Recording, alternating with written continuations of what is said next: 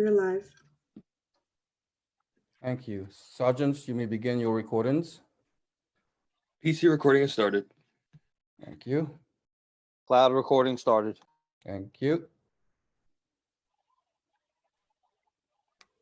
Okay, back up. Okay. Sergeant Polite, you may begin with your opening statement. Thank you. Good afternoon, and welcome to the remote hearing on general welfare. Will council members and staff please turn on their videos at this time? Once again, will council members and staff please turn on their video at this time? Thank you. To minimize disruptions, please place all cell phones and electronics to vibrate. You may send your testimony at testimony@council.nyc.gov. Once again, that's testimony@council.nyc.gov. Chair 11, we're ready to begin. Thank you very much, Sergeant. Good morning, everybody, and welcome to this hearing of the City Council's Committee on General Welfare. Today, the committee will conduct an oversight hearing on the progress in developing supportive housing units and what strategies, if any, are in place to ensure that those with the highest need have access to supportive housing. The committee will also explore how COVID-19 has impacted the development of supportive housing and how the city plans to address such challenges. Supportive housing is a form of affordable housing that offers residents access to on-site support in order to help low-income people and those experiencing homelessness and/or a disability live independently in the community. Services in supportive housing vary depending on the needs of the population, but many include mental and medical health care, vocational and employment services, child care, independent living skills, training, and substance abuse counseling. We know that supportive housing is the important model we have for ending homelessness among vulnerable populations. In November of 2015, Mayor de Blasio announced that the city would provide $2.6 billion in capital funding to develop 15,000 units of supportive housing over the next 15 years. And as of December of 2019, the city financed the preservation and creation of 6,225 supportive housing units under this plan, including the construction of 4,650 supportive housing units and the preservation of 1,575 units. These are desperately needed units, and unfortunately, the need remains significantly higher than what has been produced since the launch of New York 1515. The committee will also hear bills that I have introduced. The first would ensure that police officers are no longer involved in outreach efforts and that these efforts be limited only to DHH staff and contracted outreach workers. Experiencing homelessness on the street and in the subways is not a crime, and I hope that this bill will ensure that there is less harm done by limiting the involvement of police in these interactions. The piece of legislation is a supportive housing bill. Another piece of legislation is the Supportive Housing Bill of Rights, to be written by DSS and distributed by supportive housing providers to their tenants upon initial occupancy, at each lease renewal and upon request. This bill would help improve transparency by ensuring every tenant in supportive housing has their rights made known to them. I want to thank the advocates and members of the public who are joining us today. I want to thank the representatives from the administration who will be joining us as well, and I look forward to hearing from you all on these critical issues. And at this time, I'd like to acknowledge my colleagues who are here today. We're joined by Councilmember Brad Lander, Councilmember Barry Grudenchik, Councilmember Bob Holden, and that's it for now. We expect more throughout the course of the hearing. I also want to thank staff that have worked on this, Jonathan Boucher, my chief of staff. Councilmember Helen Rosal joined us as well. Elizabeth Adams, my legislative director, committee staff, Amita Kilawan, senior counsel, Crystal Pond, senior policy analyst, Natalie Omari, policy analyst, and Frank Sarno, the financial analyst. I'd also like to thank our sergeants as well as Joanna Castro for organizing this hearing today. With that, I will turn it over to our committee counsel to administer the the affirmation. Thank you, Chair Levin. Good afternoon, everyone. I am Aminta Kilawan, Senior Counsel to the General Welfare Committee of the New York City Council. I'm going to be moderating today's hearing. Before we begin, I want to remind you that you'll be on mute until you're called on to testify, at which point you will be unmuted by the host. I'll be calling on panelists to testify. Please listen for your name to be called, and I'll periodically be announcing who the next panelists will be. Our first panel will be members of the administration. Testifying for the administration is Annette Holm, and available for questions and answers is Jennifer Kelly, Michael Bosket, Erin Drinkwater, Emily Lehman, and Gail Walsk. During the hearing, if council members would like to ask a question, please use the Zoom raise hand function and Chair Levin will call on you in order. And we are going to be limiting council member questions to 5 minutes, and that includes answers. I'm now going to deliver the oath to the members of the administration who will be testifying, as well as those who are here to respond to questions. And I'll read off each of your names, and after that point, you may respond. Beginning with Annette Holm. Do you affirm to tell the truth, the whole truth, and nothing but the truth before this committee and to respond honestly to council member questions? I do. And now moving on to Jennifer Kelly. You affirm to tell the truth, the whole truth, and nothing but the truth before this committee and to respond honestly to council member questions? I do. And now Michael Bosket, do you affirm to tell the truth, the whole truth, and nothing but the truth before this committee and to respond honestly to council member questions? I do. Erin Drinkwater, do you affirm to tell the truth, the whole truth, and nothing but the truth before this committee and to respond honestly to council member questions? I do. To Emily Lehman, do you affirm to tell the truth, the whole truth, and nothing but the truth before this committee and to respond honestly to council member questions? I do. And finally, to Gail Walsk, do you affirm to tell the truth, the whole truth, and nothing but the truth before this committee and to respond honestly to council member questions? I do. You may begin your testimony. Good morning. Thank you, Chairperson Levin and members of the City Council's General Welfare Committee for the opportunity to testify today about supportive housing, a critically necessary resource in the fight against homelessness. I am Annette Holm, Chief Special Services Officer at the New York City Human Resources Administration. Today, I am joined by colleagues from the Department of Housing Preservation and Development, Emily Lehman, Assistant Commissioner for the Division of Special Needs Housing, and from the Department of Health and Mental Hygiene, Gail Walsk, Senior Director, Office of Housing Services, as well as my Human Resources Administration colleagues, Deputy Commissioner of the Office of Supportive Affordable Housing and Services, Jennifer Kelly, Deputy Commissioner of Customized Assistance Services, Michael Bosket, and Erin Drinkwater, Deputy Commissioner of Intergovernmental and Legislative Affairs. It has been 40 years since the first supportive housing project residence in New York City opened its doors.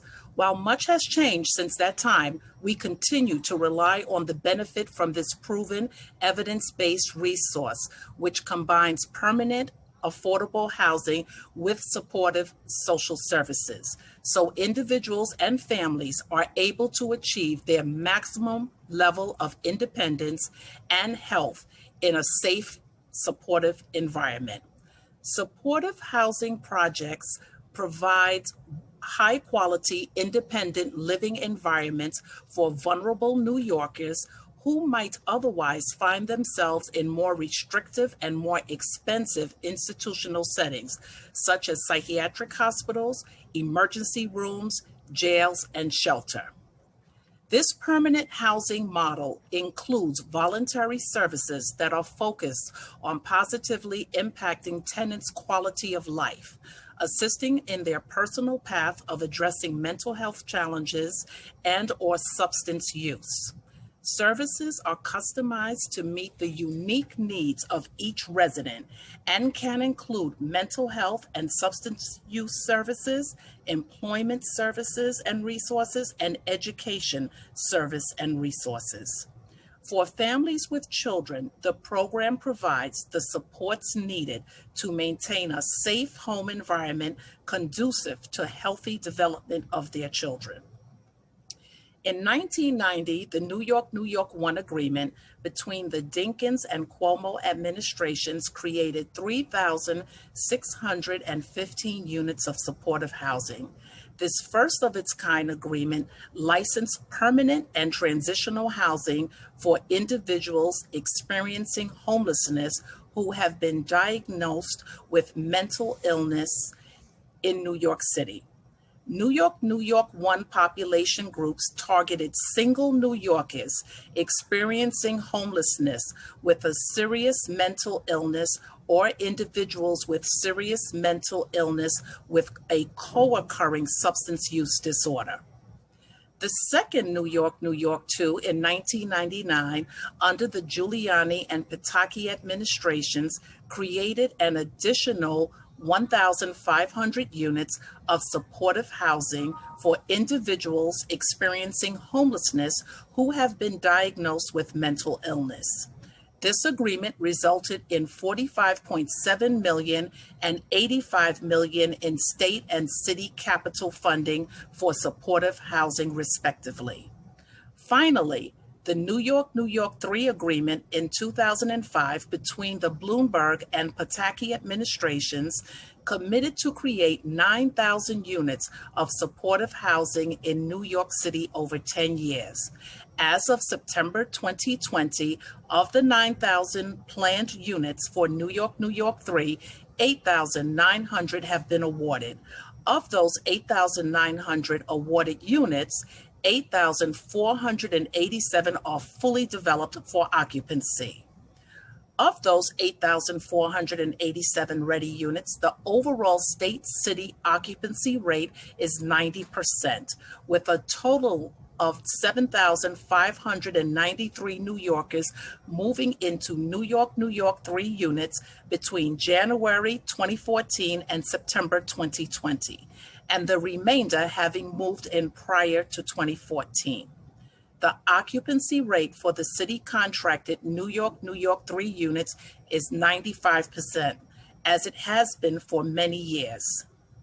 These 14,115 units were not enough to meet the need of vulnerable New Yorkers, and in November of 2015, Mayor de Blasio announced New York City 1515, which is the largest municipal commitment to supportive housing.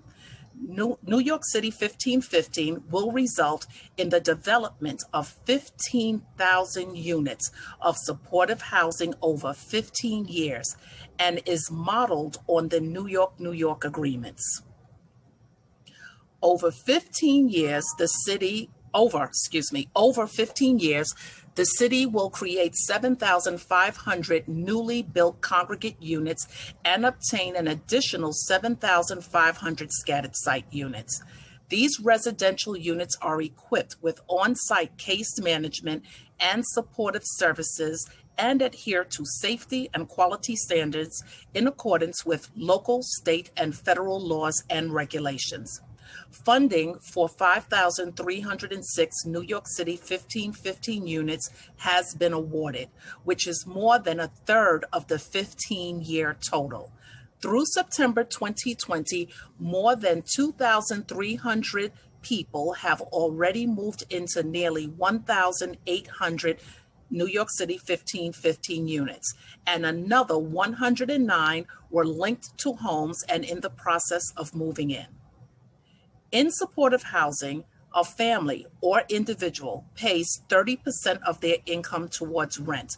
Participation in services is not required to maintain their tenancy, but many tenants do, in fact, take advantage of the comprehensive services, including case management, educational, vocational, and other recovery-oriented services, individualized service planning and supportive counseling, assistance in navigating and gaining access to community services and government benefits such as food stamps and legal advocacy, referrals to medical and behavioral health care and treatment, and recommendations and support in developing skills for financial self-sufficiency.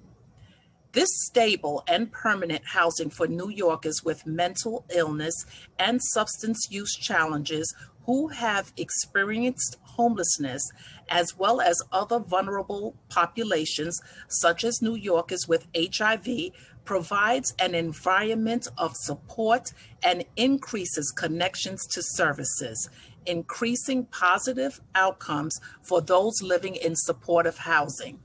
Supportive housing reduces the city's reliance on homeless shelters, hospitals, mental health institutions, and incarceration, setting up these individuals and families for success, and in the long term saves the taxpayer higher costs. The Department of Housing Preservation and Development, DHS, and HRA communicate daily to coordinate our response to the homelessness crisis. One of the major avenues is through our efforts to refer and place homeless households out of shelters and into permanent housing. For supportive housing projects, HPD, DOHMH, and HRA conduct regular meetings so that HRA knows when specific HPD buildings will be completing construction and when apartments will become available. HRA also attends marketing and lease-up kickoff meetings with HPD and the project development teams so that they are aware of construction and marketing timelines. When an apartment is available, HRA refers 3 eligible shelter clients to the apartment, and the service provider makes their decision. Communication between our agencies occurs at several points during the referral and placement process. Our agencies will continue to seek ways to streamline the supportive and homeless housing referral process, such as partnering on the design and implementation of the coordinated assessment and placement system, and ensuring that the shelter system's most vulnerable clients receive housing and the rental assistance they need. It is essential that we continue the progress we have made to create even more supportive housing, and the Council has been a critical partner in helping us build more of it. The administration is extremely grateful to the Council members here today for helping us educate New Yorkers about the benefits of supportive housing and for welcoming a number of wonderful supportive housing developments throughout the neighborhoods you represent. Together, since the start of Housing New York, we have financed more than 6,250 supportive housing homes, with many more being closed on this month in New York City 1515 and other programs. The New York City Department of Health and Mental Hygiene has been contracting and providing program monitoring and technical assistance to supportive housing providers since the initial development of programs in the mid-1980s. Currently, DOHMH plays a lead role in contracting, monitoring, and evaluation of services for individuals in 9,718 units of the city's supportive housing units. These units are in 170 congregate site buildings and 80 scatter site programs. These units were developed under the following program initiatives: New York 1, 2, and 3, High Service Needs 1 and 2, Justice Informed Supportive Housing, JISH, and New York 1515. Additionally, HRA oversees services to 1,000 units for individuals with HIV, while services in 4,150 units are supported by state agencies.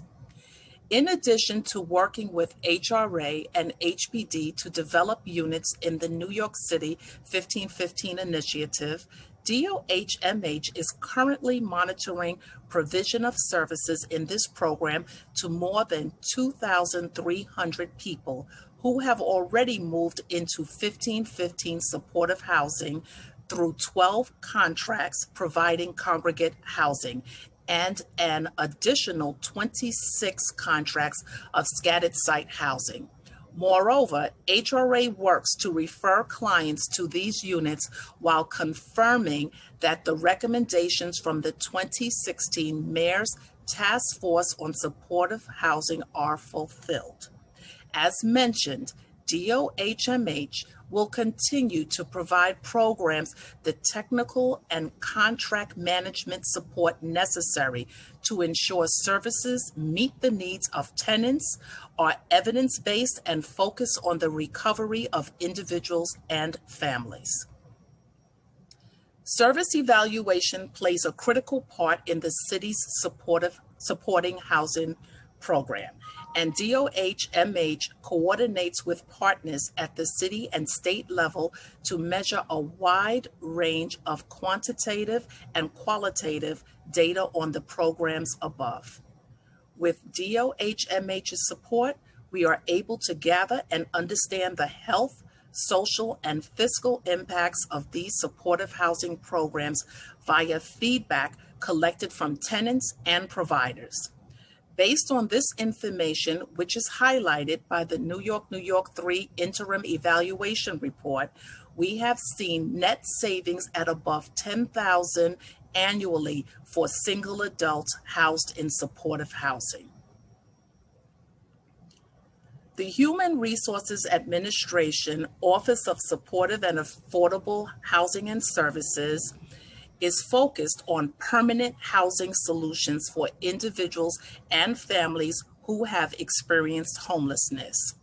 OSIS works closely with other divisions of HRA, our sister agencies, particularly DOHMH and HPD, as well as service providers, to establish new housing programs and to serve as the centralized source for the referral of applicants to supportive housing. OSIS coordination and collaboration with our sister agencies and nonprofit partners are geared to ensure that the people we serve are able to achieve their maximum functional capacity in a safe, supportive environment. In early 2016, a supportive housing task force, including city agencies, supportive housing providers, and advocates, was convened, and in December of that year issued a report which included 23 recommendations for New York City 1515 to expand and improve upon the previous New York agreements. The recommendations were grouped into 4 categories: data and evaluation, referral process, service models, and streamlining development. Today, we are well underway in the implementation of those recommendations. More than 90% of the recommendations are either completed or ongoing, and the remaining recommendations are in the process of being implemented. I want to highlight a few important reforms today, including updates to the New York City Coordinated Assessment and Placement System, CAPS, and the Standardized Vulnerability Assessment, SVA, and COVID-19 related reforms. On October 26, 2020, pursuant to the Federal Department of Housing and Urban Development requirements, HRA implemented a coordinated assessment and placement system. CAPS is the comprehensive redesign of the Placement, Assessment, and Client Tracking, PACT, system to better incorporate the HUD requirements for coordinated entry in New York City, and now integrates all application, eligibility determination, referral, and placement activities into one system.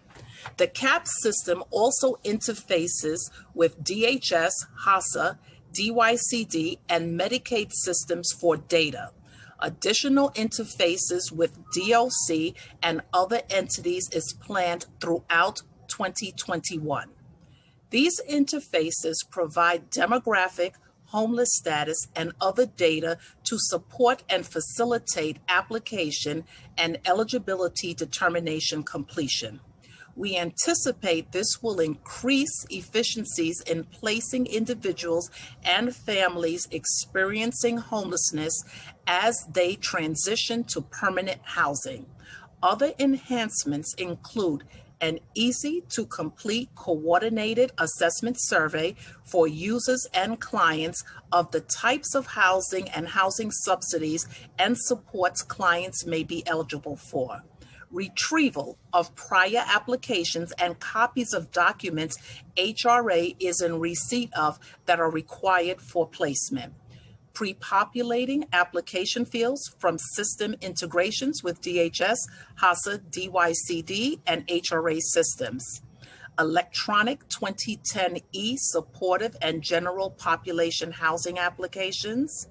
A standardized vulnerability index that assists DHS HRA to focus on those clients with the highest vulnerability and likelihood for continued homelessness.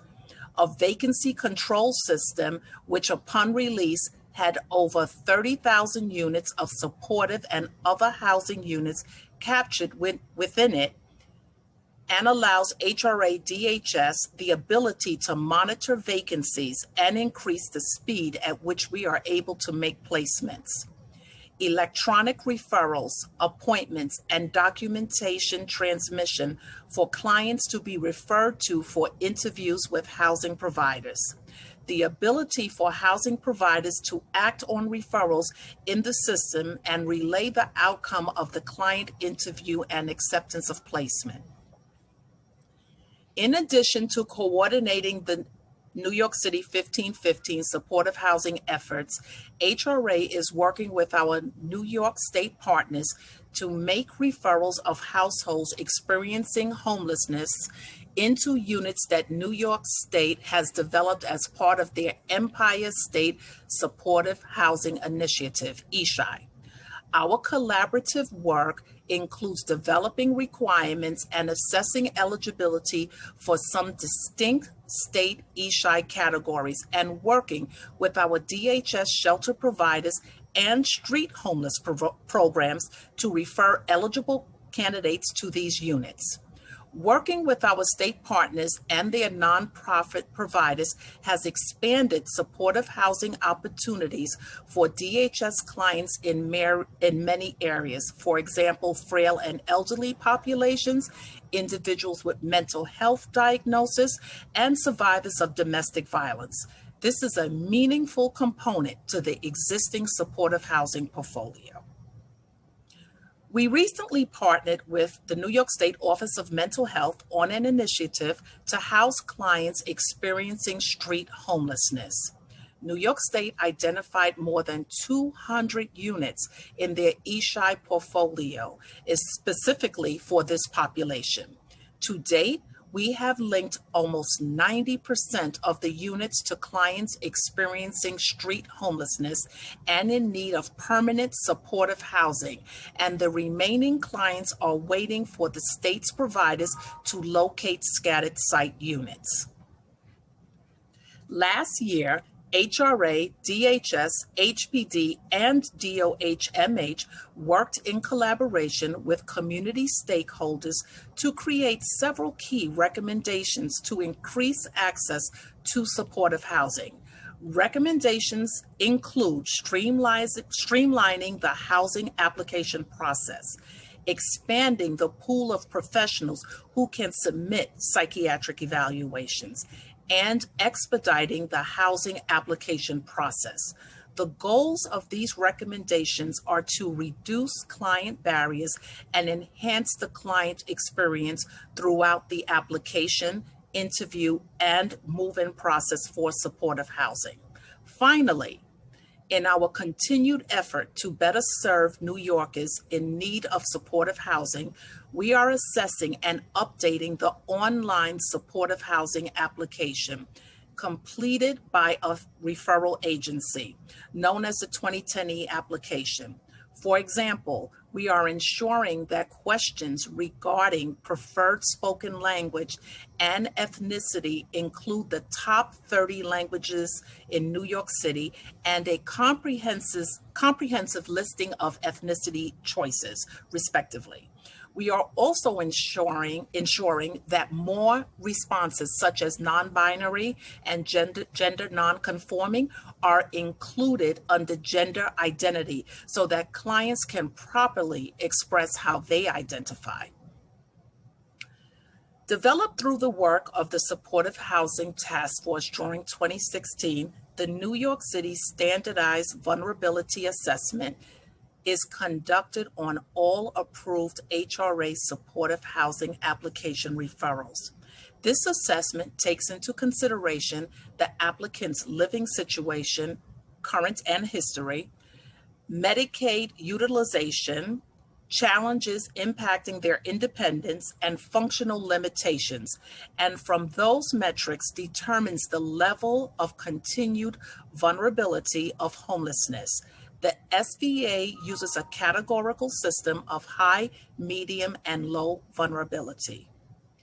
HRA continues to work with our government, community, provider, and advocacy group partners, and from these collaborative efforts in 2019, further refine the SVA better to assess uniquely vulnerable groups, including unsheltered individuals, survivors of domestic violence, intimate partner violence, families with children, and young adults.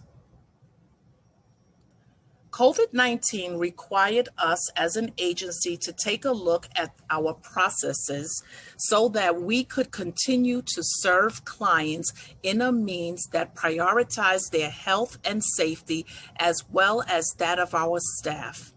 As such, in the early state of the pandemic, we set up processes with housing providers and DHS staff to conduct clinical interviews remotely. We also set up a system and process for property management interviews to be conducted virtually wherever possible. Our partners at HPD also transformed their manual process to include e-signatures on documents in lieu of original signatures, as well as remote briefings. We see a great benefit to our clients in conducting interviews in this manner, including no-shows to interviews. We have worked with our partners at DOHMH to support increased capacity for congregate programs to isolate tenants on site or to utilize the city's hoteling program.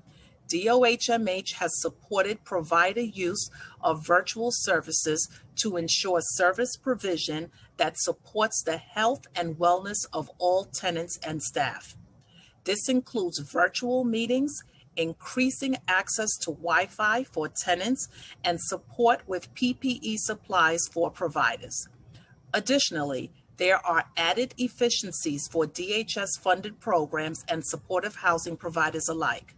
We intend to continue these changes post-COVID when we are no longer required to social distance and limit in-person interactions. Overall, there have been 11,883 supportive housing placements from DHS shelter from the beginning of this administration in January 2014 through September 2020. Included in these numbers are recent supportive housing placements from DHS shelters across various programs. In the calendar year 20 through September 2020, DHS, DSS, DHS, HRA placed 1,035 households into permanent supportive housing from DHS shelters. This includes ongoing placements into the various congregate and scatter site supportive housing programs, including New York 1 through 3, general population supportive housing, New York state license programs, and ESHI, and placements into new New York City 1515 programs. Progress on this administration's ambitious New York City 1515 plan is also on target. Construction awards through September 2020 are as follows. We have awarded 5,306 1515 units to providers, including 1,255 scattered site and 4,051 congregate units. Across all city agencies through September 2020, nearly 1,800 households comprised of more than 2,300 New Yorkers have been connected to 1515 supportive housing units, including more than 1,700 households comprised of more than 2,200 people who already moved into homes and another 109 households who were linked to homes and in the process of moving as of September 28, 2020. As of September 2020, HRA's HASA program has a contracted supportive housing portfolio of 5,362 units, of which 4,924 units are already occupied. HASA spends about $141.5 million annually for these units. 2,672 scattered site units, including New York, New York 3 and non-New York, New York 3, of which 93.4%, 2,496 individuals are occupied. 2,496 units are occupied, and the remaining units are in the process of development or rent up. 2,690 permanent congregate units, including New York, New York 3 and non-New York, New York 3, of which 90%, 2,428 units are occupied. I would now like to turn to the legislation being heard as part of today's hearing. Intro number 2177, sponsored by Chair Levin, would amend the administrative code of the City of New York in relation to outreach to unsheltered individuals. This bill, if enacted, would limit outreach to unsheltered individuals to Department of Homeless Service staff or staff contracted by the department to contact and offer services to unsheltered individuals experiencing homelessness. The administration is reviewing the impact of this legislation that has just been introduced. Upon initial review and preliminary discussions with providers and sister agencies, we have some concerns. Based on these conversations, we believe, as drafted, this bill impacts the work of agencies other than DHS, including the FDNY, EMS, DOH-MH, and the Parks Department. While our teams of experienced outreach providers are generally able to build relationships with street homeless individuals, that is not always the case. For example, where a client has previously been violent or credibly threatened violence against outreach workers, but needs to be checked on for his or her own safety. Our outreach workers are trained to de-escalate dangerous situations and work with individuals who have a history of violence. However, when the most rigorous training will not always enable an outreach worker to safely interact with a client, our work includes balancing the interests of our staff, our clients, and the general public. We have strong concerns that the bill will impede us from achieving that responsibility and servicing some of our most in-need individuals. We look forward to further discussions with the chair and the council. Intro 2176, also sponsored by Chair Levin, would amend the administrative code of the City of New York in relation to requiring the Department of Social Services to create a written notice for supportive housing residents of their rights pursuant to various state and local laws, as well as certain information about the building regulatory scheme. The bill would require every provider of supportive housing to provide every resident this notice at the time of initial occupancy, at each lease renewal, and upon request. Additionally, the bill would subject any provider who violates the notice requirement to a civil penalty of $250. The administration is reviewing the impact of this legislation that has just been introduced, and we look forward to further discussions with the chair and the council. Upon initial review, it appears this bill would set a different standard for city contracted projects compared to those administered by the state. While we are supportive of the general intent of the bill to increase transparency and provide tenants with useful information, we hope to work with the sponsor and stakeholders to address concerns. Supportive housing is a proven resource for individuals and families experiencing homelessness. Voluntary services coupled with quality permanent housing results in positive impacts for tenants' quality of life. This housing first model benefits individuals and families as well as neighborhoods and communities at large. The biggest failure of supportive housing is that there is simply not enough of it to address the need.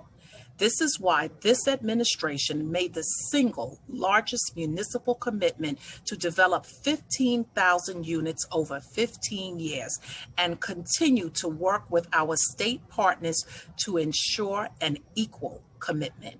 We look forward with our continued work with the council to ensure that each community is playing their part to welcome this permanent affordable housing model to their neighborhoods. And additionally, we look forward to our work together to ensure the state renews its commitment and funds the eSHI program in the fiscal year 22 budget. Thank you again for this opportunity to testify, and we welcome your questions.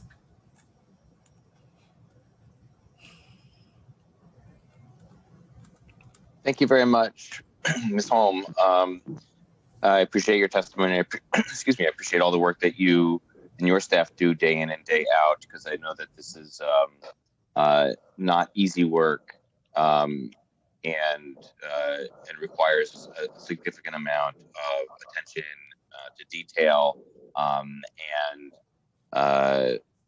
stick-to-itiveness, to borrow a phrase from Councilmember Grodenchik. Because cases are to see them through from the beginning to end takes a long time. I want to acknowledge we've also been joined by Councilmember Gibson, Councilmember Salamanca, Councilmember Diaz, and I believe that's all of the council members who have joined.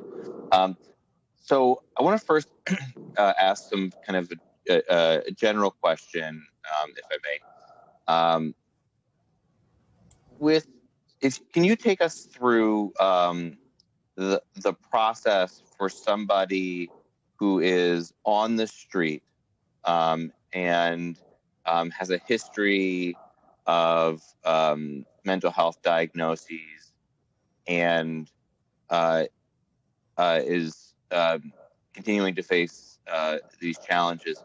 What would be a process for that person, a single adult, from being on the street, receiving no services, to being in a supportive housing development and receiving the services that they need? So what would be that process from end to end? Can you explain that? So I will answer the first part of the question, and when we get to the housing piece, I will defer to my colleague Jennifer Kelly, who will be able to respond about the actual process of the housing.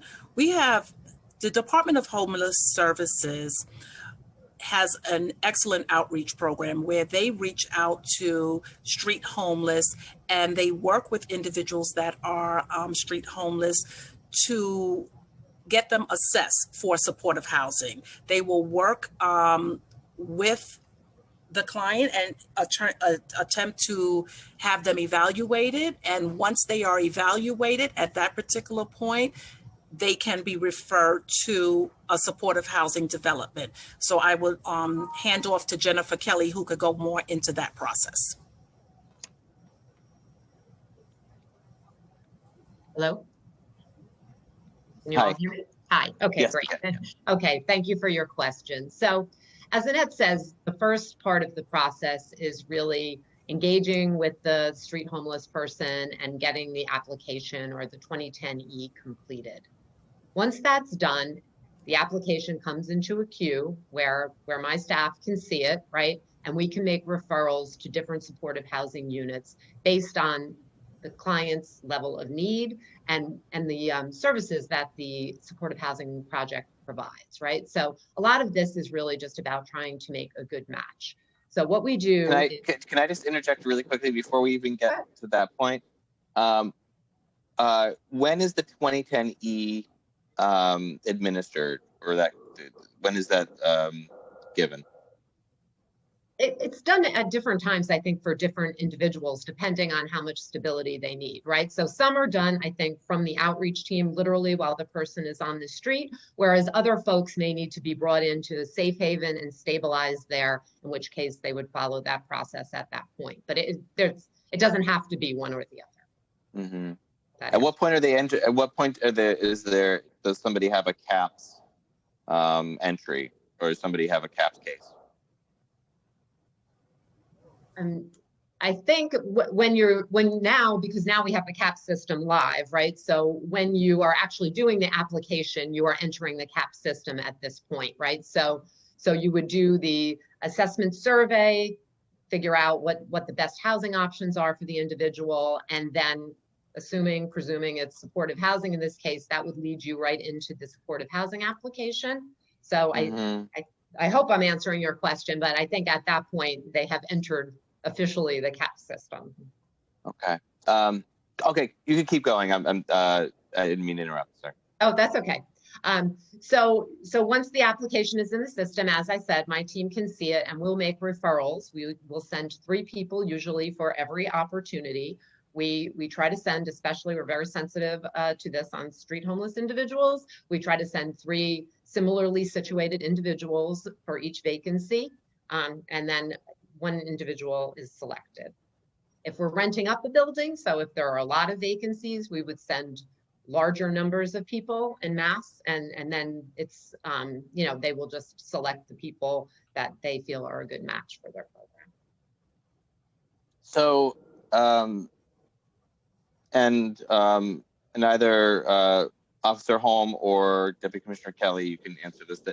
So how do we track how often people are going from the street directly into supportive housing without being in a shelter first, or does that happen at all, or is there always an entry into shelter of some kind?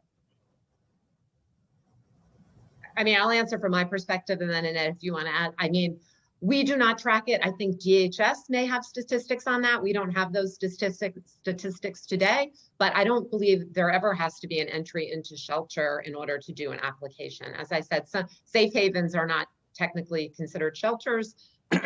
Many people go into those and then are placed from there, but there are also other options where people are placed directly from the street. Okay, for the purposes of this conversation, let's consider safe havens to be a form of shelter. They're within the DHS system. So I'm curious how many people are going directly from the street into a safe haven, or if that happens at all. We would have to provide you with those numbers. We don't have that right now available, but there are cases where someone can be housed from the street into a unit, but we would have to provide you with those numbers.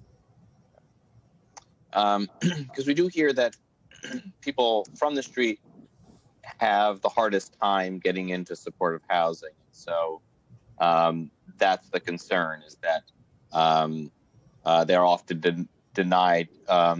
Commissioner Kelly, you said that if for a unit, the administration or the system, I don't know, the CAP system will generate 3 names that are in have similar circumstances. Is that right?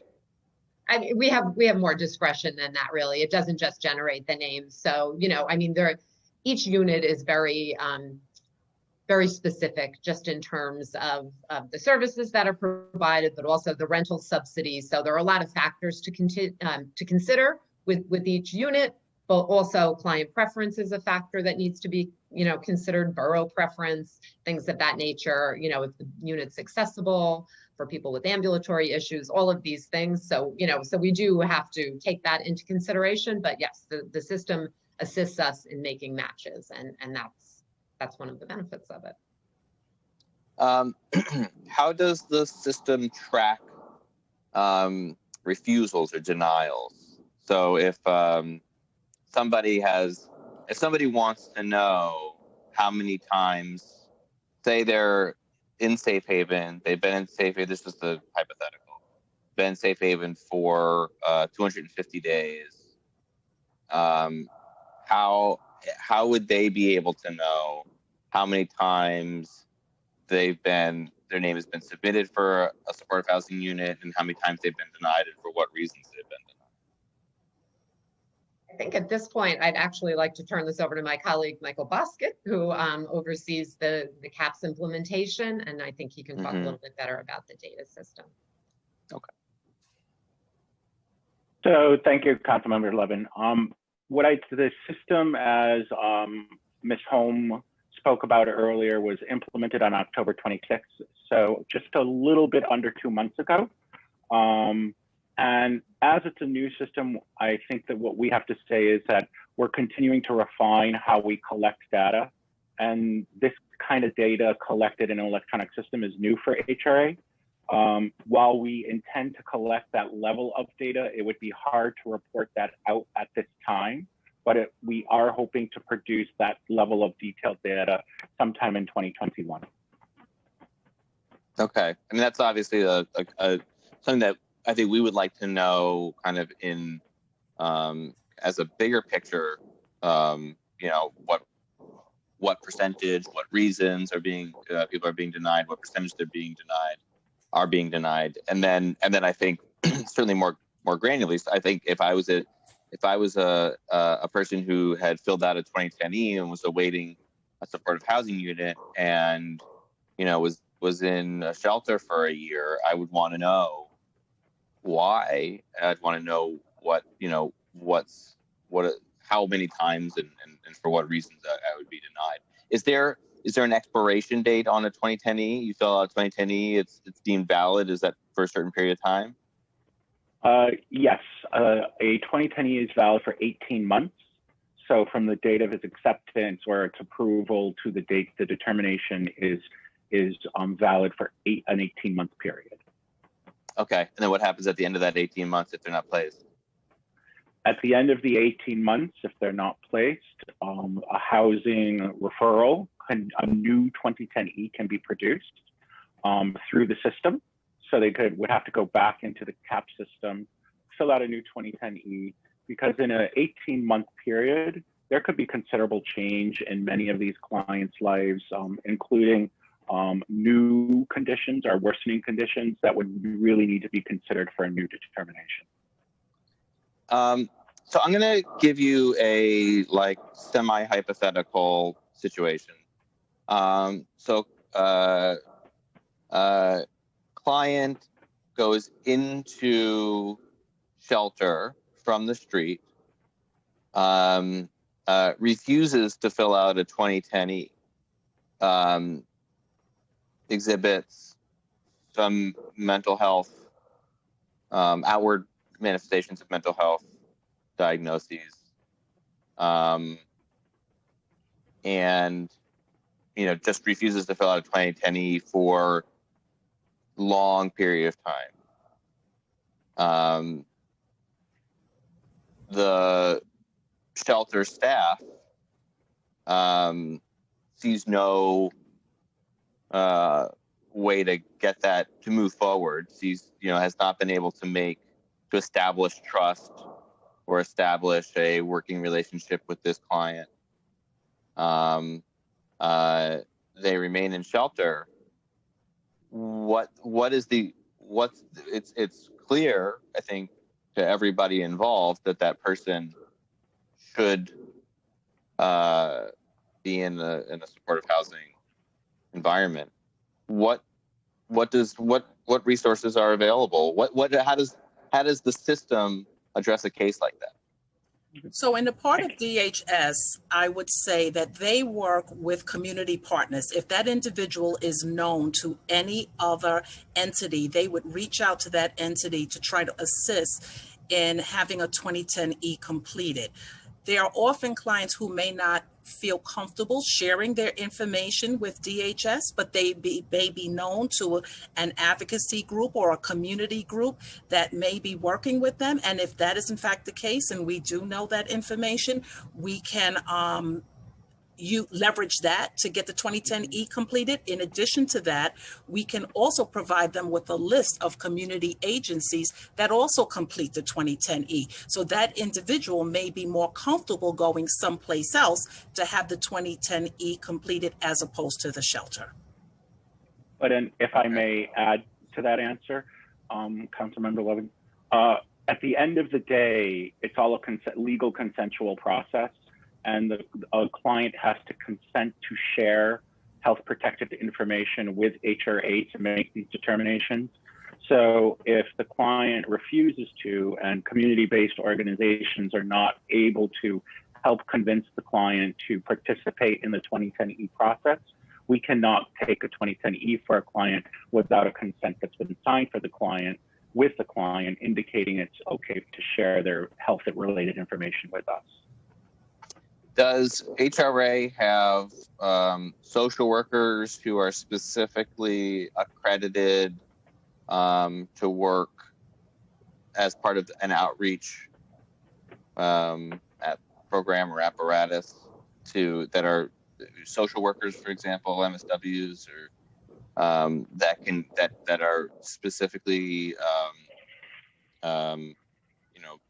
educated and trained to do this? To do that outreach. In other words, not just saying an outreach worker that is contracted with one of the outreach organizations, not for profits, but or an outreach or a case manager at a shelter, but specifically higher level social workers and the like. At this particular time, HRA does not have social workers who are assigned to work with DHS clients to commit to perform 2010Es. However, as you pointed out, the contracted providers do have social workers, and that is part of their task to assist the ones that do have social workers to assist in completion of the 2010E. Does DHS or HRA or DSS track or have any way of engaging with providers to know how or when or if they're quickly having 2010E applications completed? For example, if a shelter has 150 clients, how's DHS or DSS tracking whether they've completed 2010Es for all of their eligible clients? Or who's determining also, what's the criteria to determine whether or not a 2010E is warranted? Are these questions related to, from what I'm understanding, just to make sure I'm clear, that they're related to the DHS process and how they determine if an individual should complete a 2010E and how is that tracked? So we would have to reach out to our sister agency, DHS, to respond to those questions.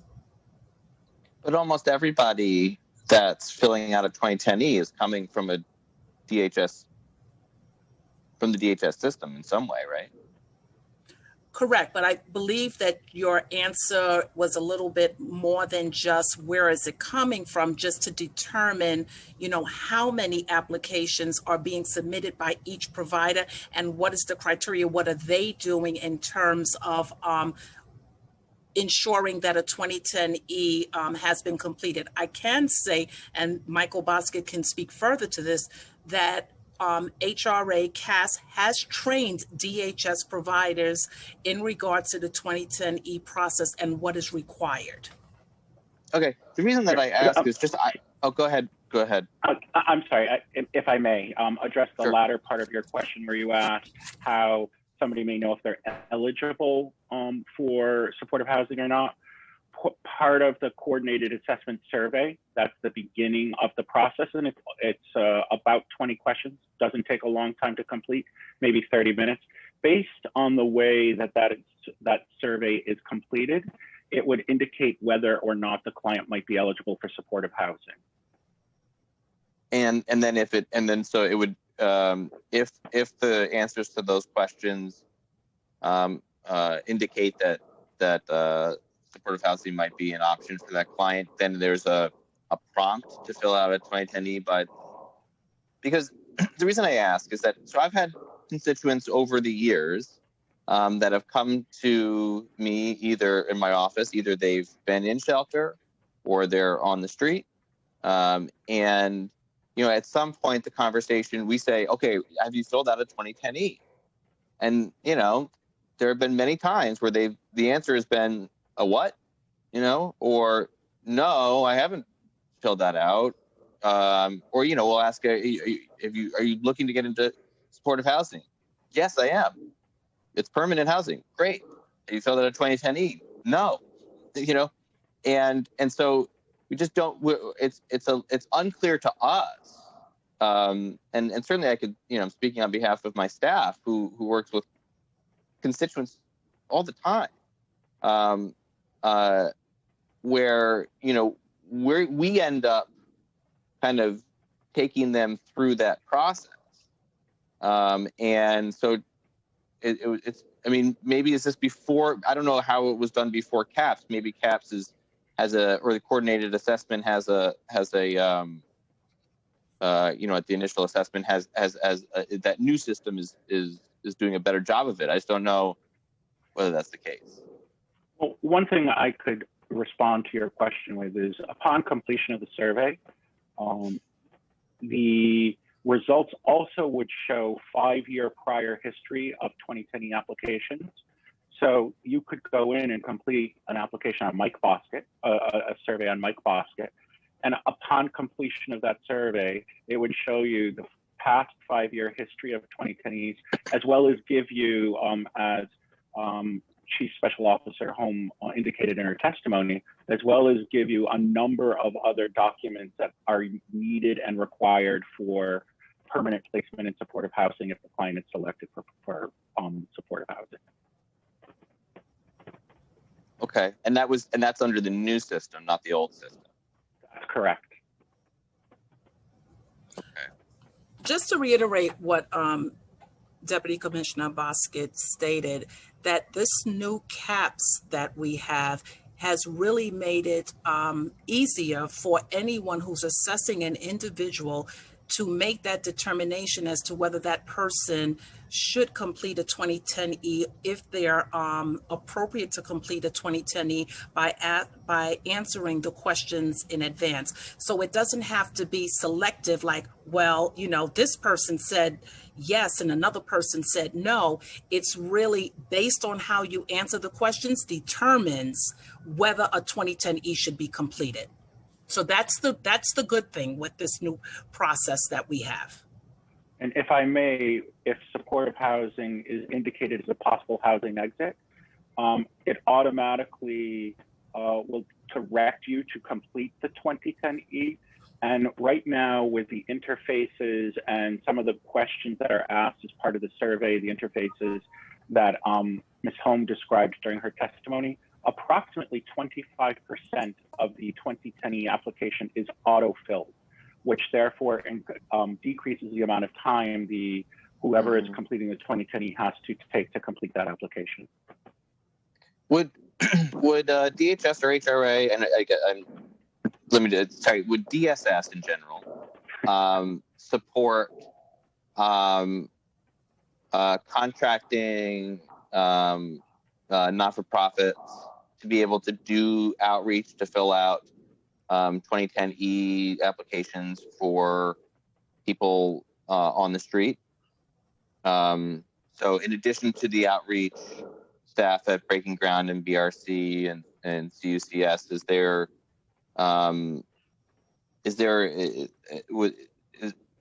is that something that has been entertained or looked into, or whether that could be people could be trained to do that, not-for-profits that are, appropriate and trained to do so?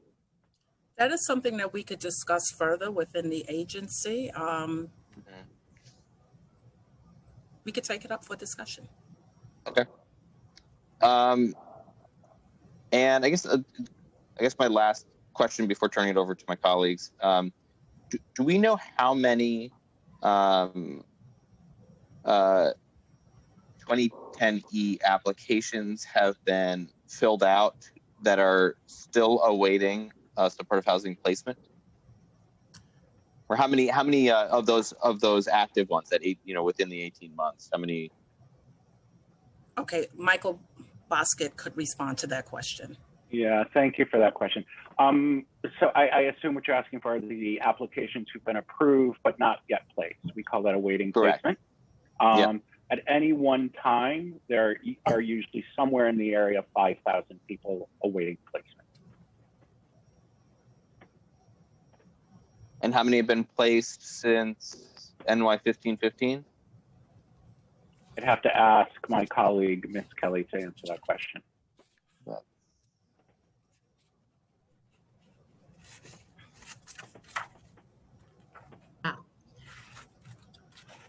Thank you. So as part of 1515, can you all hear me? Oh, yeah.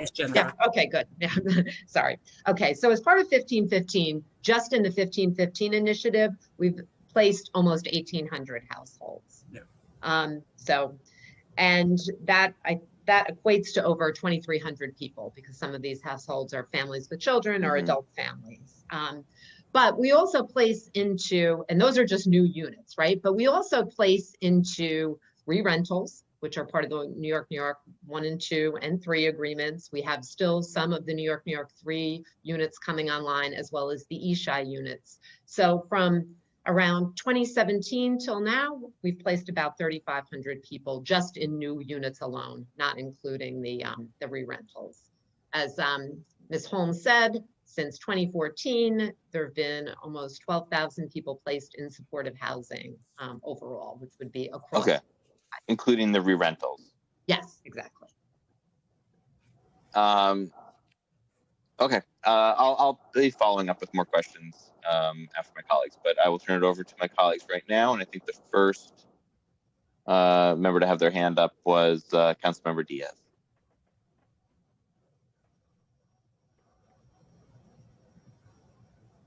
Good afternoon. For full Time starts disclosure, now. can you guys hear me? Yeah. For DHS, a full disclosure, I have spent the last 13 years working within the family shelter system. And until December 1st, I was still working for DHS. And one of my biggest, most difficult tasks was the 2010 application when you transferred over to CAPS.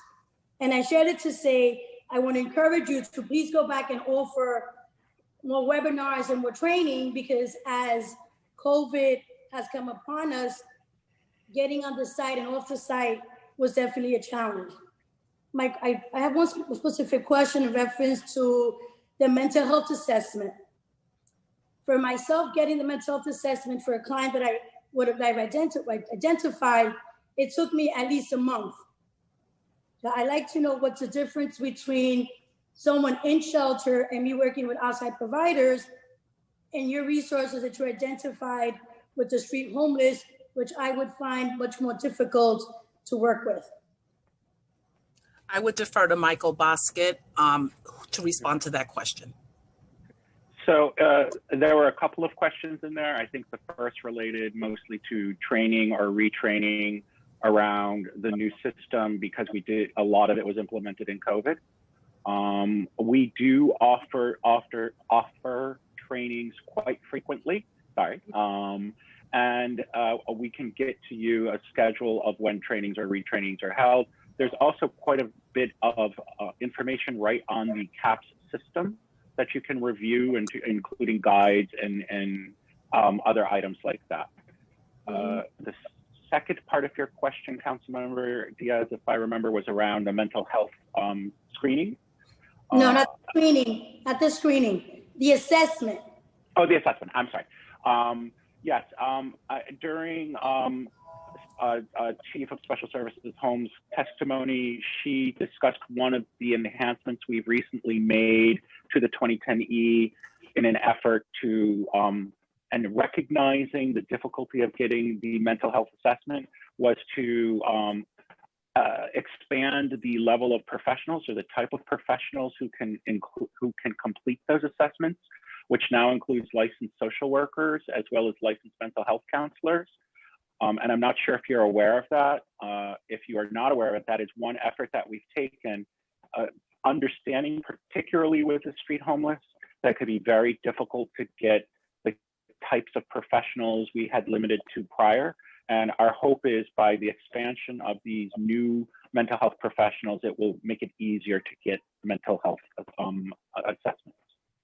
Okay, and then for my colleagues that have not gone through the process, at least with the families, when you go into DHS, into PATH, at the point of intake, families are assessed for alcohol abuse or any illness that they may have.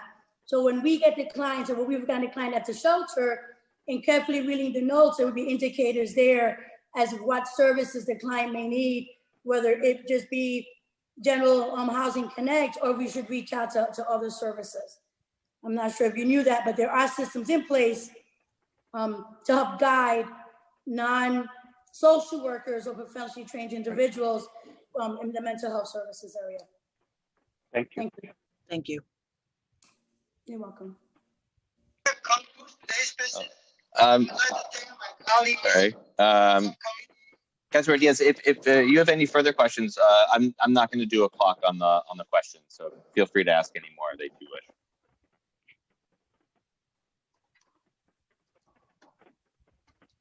I don't know if you're muted.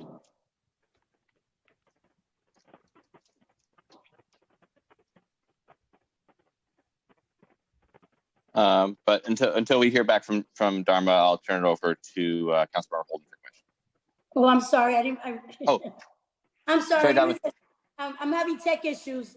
As you know, I came in 10 days ago and doing the best I can to get it going. So definitely, I would definitely have more questions for DHS, but I would like the opportunity to just get back to them at a later time. Okay. Sure. Like I said, being part of the system for 13 years, I do walk away with some takeaways that I like to see change and areas of improvement. But being I have this opportunity, I think it would be disingenuous if I did not share that someone that was on the boots on the ground and at work for all but 9 days, working with DHS staff being at home made my job extremely difficult. Low responses caused for me to lose units with landlords that were definitely willing to work with my clients from transitioning from shelter into permanency. So please, I'm going to continue to make that plug for staff that are at home to please be mindful to the emails, to the calls that are coming in, because it's hard for us, boots on the ground, to continue to do the work that we're supposed to do if our cohorts are not on board with us. Yeah. Thank you. Thank you, Councilmember. Thank you. Councilmember Holden. Thank you, Chair, and thank you, everyone. Thank you, administration, for the testimony. And Bob, just interrupt. No time limit for councilmember questions. Oh, thank you. All right. Never heard that before. Thank you. It's only us here, so. All right. I want to go back to Chair Levin's question about when a street homeless, is there, how many go directly into supportive housing? Because that seems the major obstacle, the shelter system. Many of the street homeless do not want to go into the shelter system for various reasons. Obviously, maybe some had a bad experience, so they'd rather be on the street. So is there any special consideration for supportive housing for somebody on the street, and how long have they've been on the street? The months, the winter months especially, their condition. What is the priority here? Did they get any special consideration? The So street thank homeless? you for that question. As I stated in the testimony earlier, we do have 200 units that the state provided that we have targeted for street homeless. In addition to that, DHS has a robust street outreach team that works with street homeless, and we do understand that some individuals prefer not to enter shelter, and they will work with them and help them to complete the 2010E, and when possible, move them into a unit if all of the criteria is met in terms of completing the application and the process involved from getting from street to unit. Right, but and I'd like to know the number actually so I know you don't have the number now, how many skip the shelter and go directly from street to supportive housing. That's a very, very important, if it's just 15, we need to know if that process is being followed through and if we are accommodating, especially the people on the street and especially their condition. So you said there's 200 units set aside, and maybe I missed the answer, but how much vacancy do we have on those 200? Jennifer Kelly can respond to that question.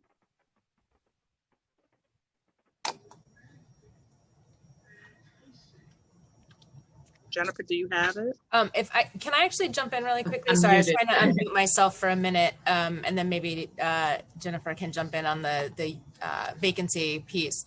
Councilmember, in regard to your question, I can't break down further than the number I'm going to provide in terms of how many of these permanent placements were to supportive housing placements, but we do know that a lot of individuals who are placed from the street into permanent housing placements, a great deal of them are into supportive housing. So in Local Law 19, the agency is required to report quarterly on our work.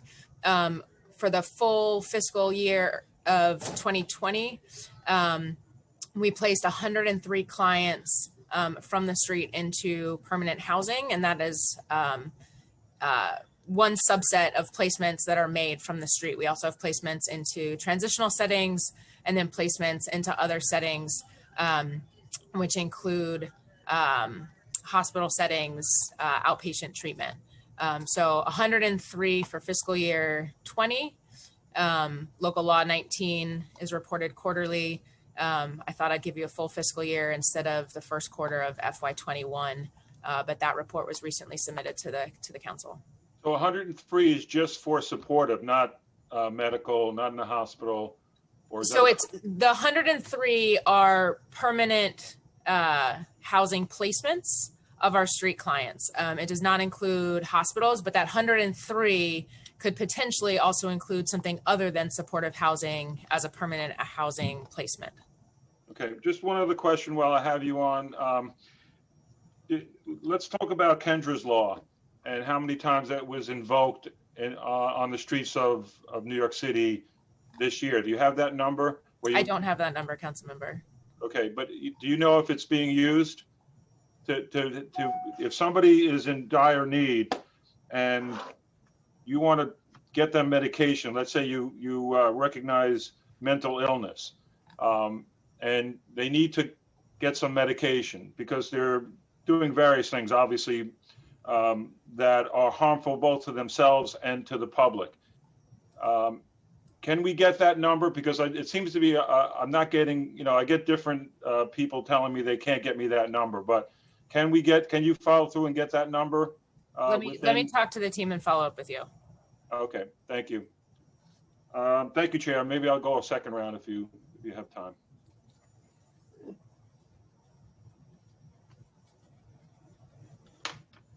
Okay.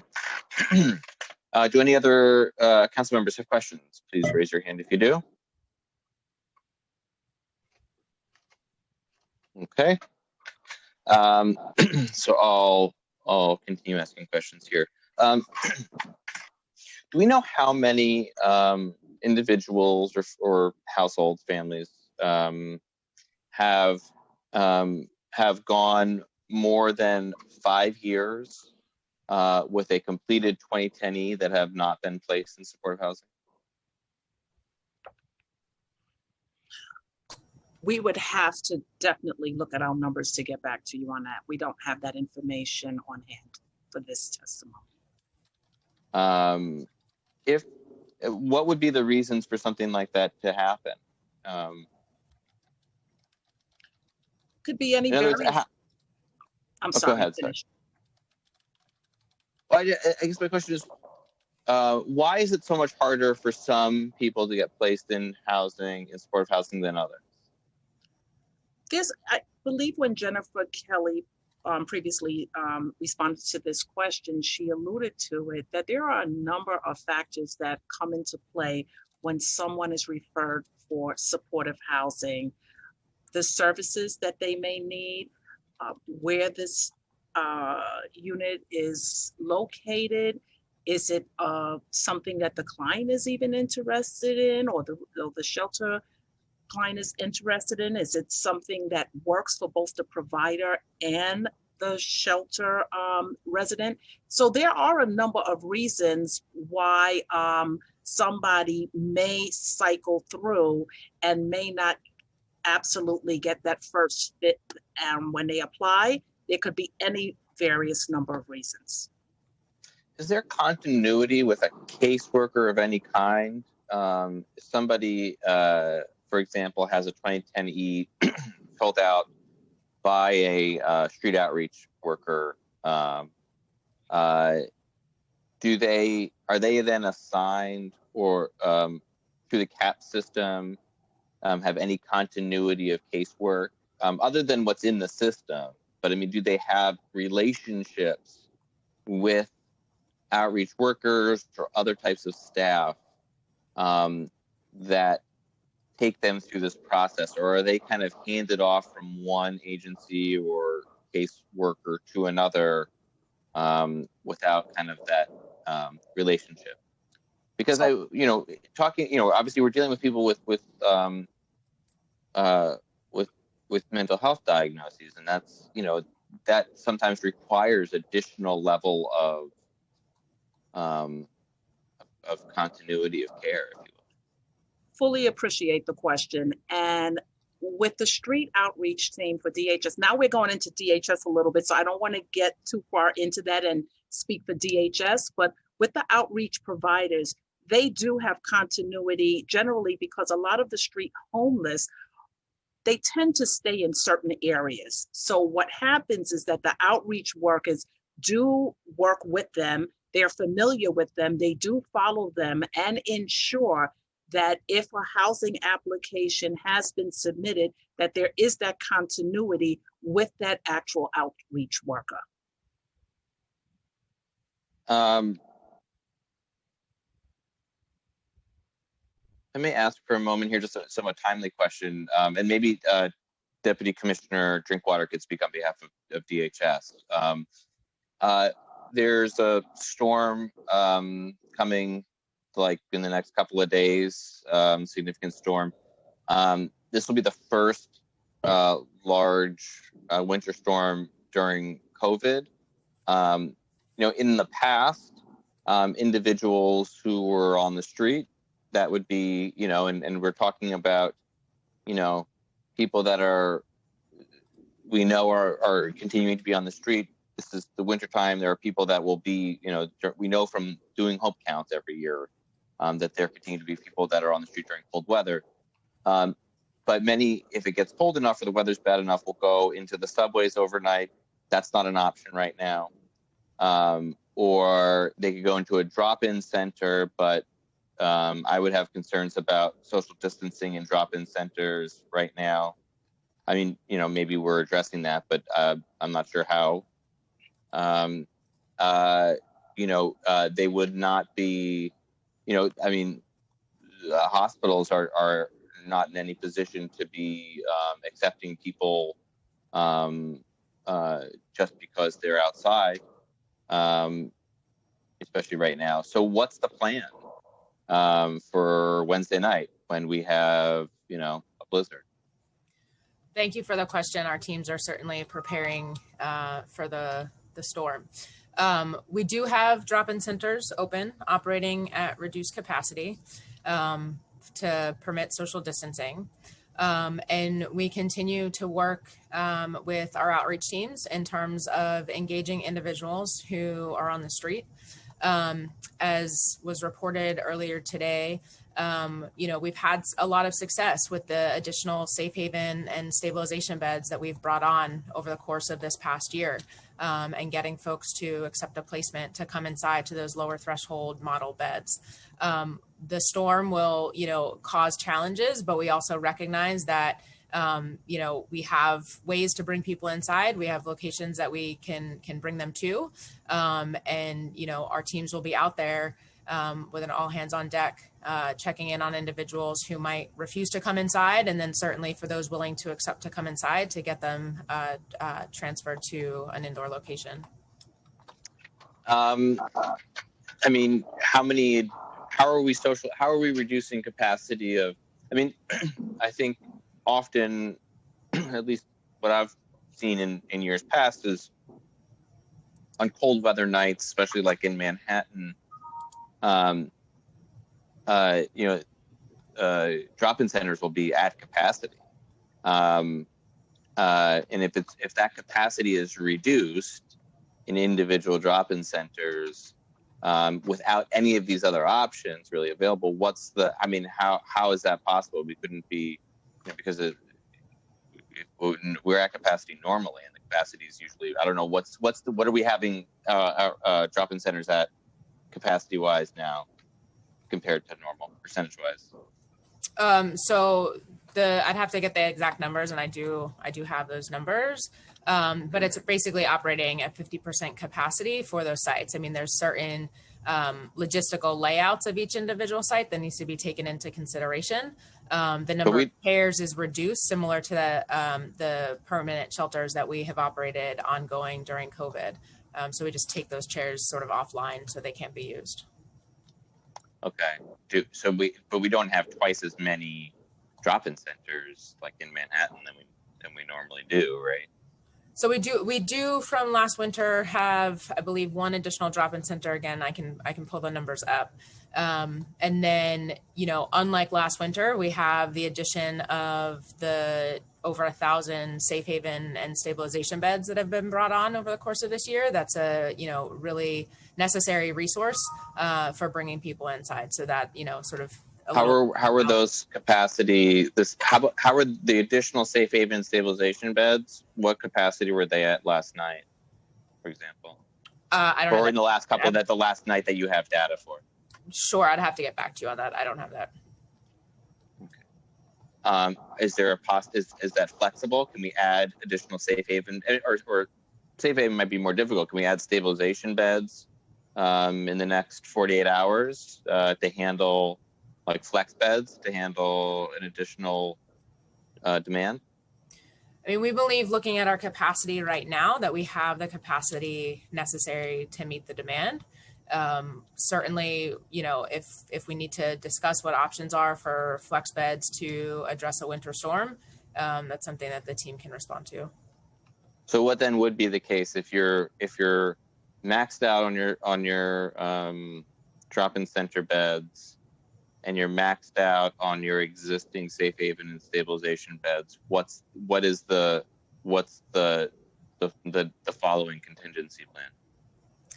So we continue to have placements in traditional shelters, so folks could come inside and be placed in a traditional shelter bed. A congregate shelter? Well, so a congregate shelter that's either operating at half capacity under COVID, as they have been, or they would be placed in a hotel so when you're a single adult, you get your shelter assignment, and that shelter assignment is good for a year. If this is a new individual coming into the system, they would come in through 30th Street and they get assigned to an assessment shelter, as we would any client. I thought that we were not having intakes through 30th Street right now. So having 30. I mean, we're still utilizing 30th Street. If a client is new to DHS and coming indoors, we still have that centralized intake for clients to come into the system. And what capacity is the assessment center at?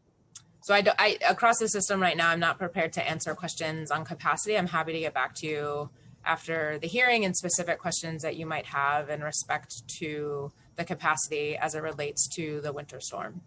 But I'm not. Okay. Yeah. I mean, maybe in the next 48 hours, we should really like have a little bit more granular conversation offline about what the details are. Yeah, and just to be clear, it's not that those conversations aren't happening. I just didn't prepare for those conversations here at the hearing, but we're happy to get Understood. back. Yeah, it's not the topic at the hearing. So Yeah. Got it. I'm going to turn it back over to Councilmember Holden who has his hand up.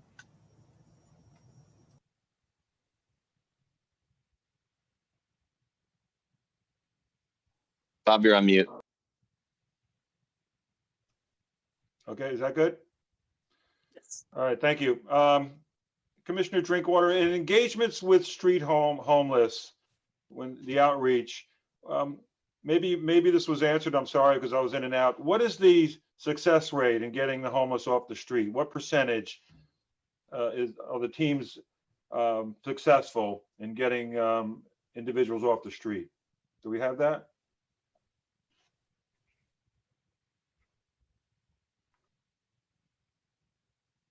Commissioner Drinkwater, is she still there?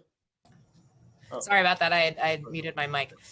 So as we've talked about, each case and each individual is different.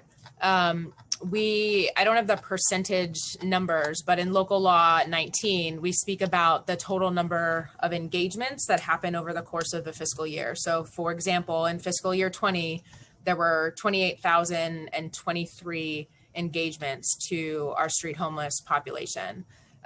Over the course of that same year, the total number of clients placed was 2,597. So, the sort of multiple interactions that our teams have with individuals who are experiencing homelessness on the street, it might not be that first interaction, it might not be the second interaction, but our teams continue to go out with persistence and compassion to engage the clients, to build trust, and to really work with them to find the resource to bring them inside.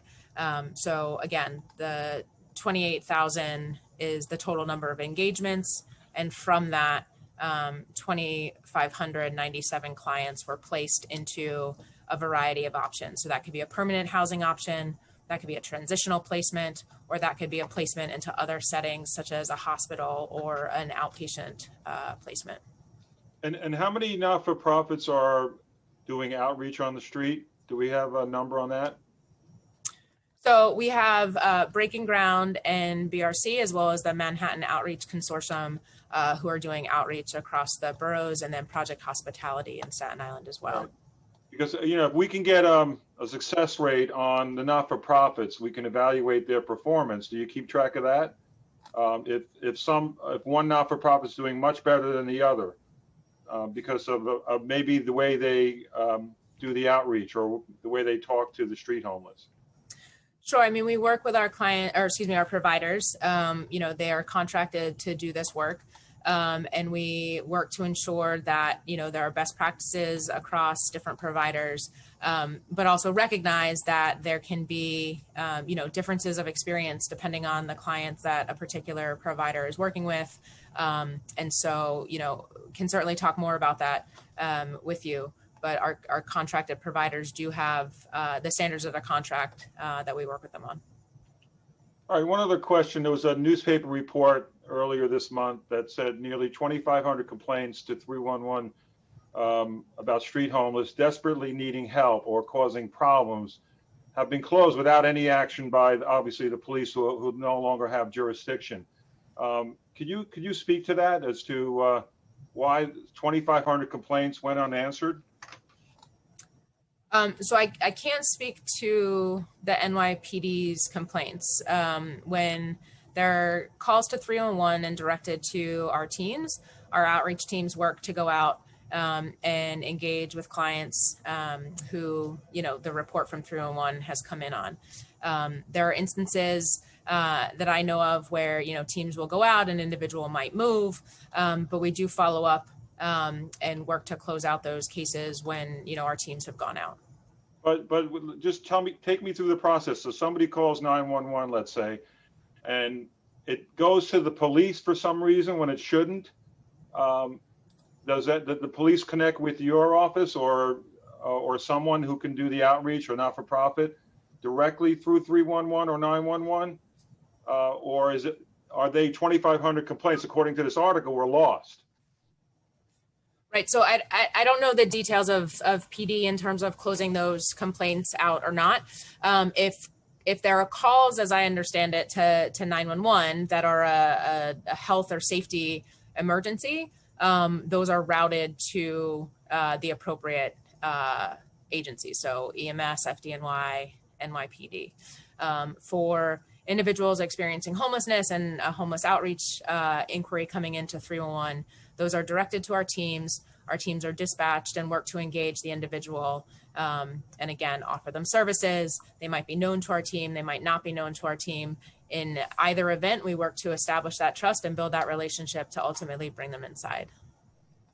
All right, because according to the article, again, I'm just reading the article, and it said that de Blasio spokesperson said they didn't deny that the complaints went unaddressed, and so and these are both 911 and 311. So we just really need to investigate if calls about homeless situations causing either harm to themselves or others, if they're not being addressed, then we need a better communication. And I think we have to look into that and find out, did those calls go, because the administration is not denying that some calls went unaddressed. So we need to find out, is there a little gap here in the reporting system? I appreciate that. Thank you. Thank you. Thank you, Chair. Thank you, Councilmember. So I'm just gonna, I'll be jumping around to make sure I'm covering the topics I need to be covering before we let you all go. Councilmember Lander has questions. Go to Brad first. Thank you very much, Chair. I really appreciate your convening this hearing and just all the leadership that you have shown in pushing our council to do better by homeless folks and those who need supportive and affordable housing. And thank you to the administration for being here.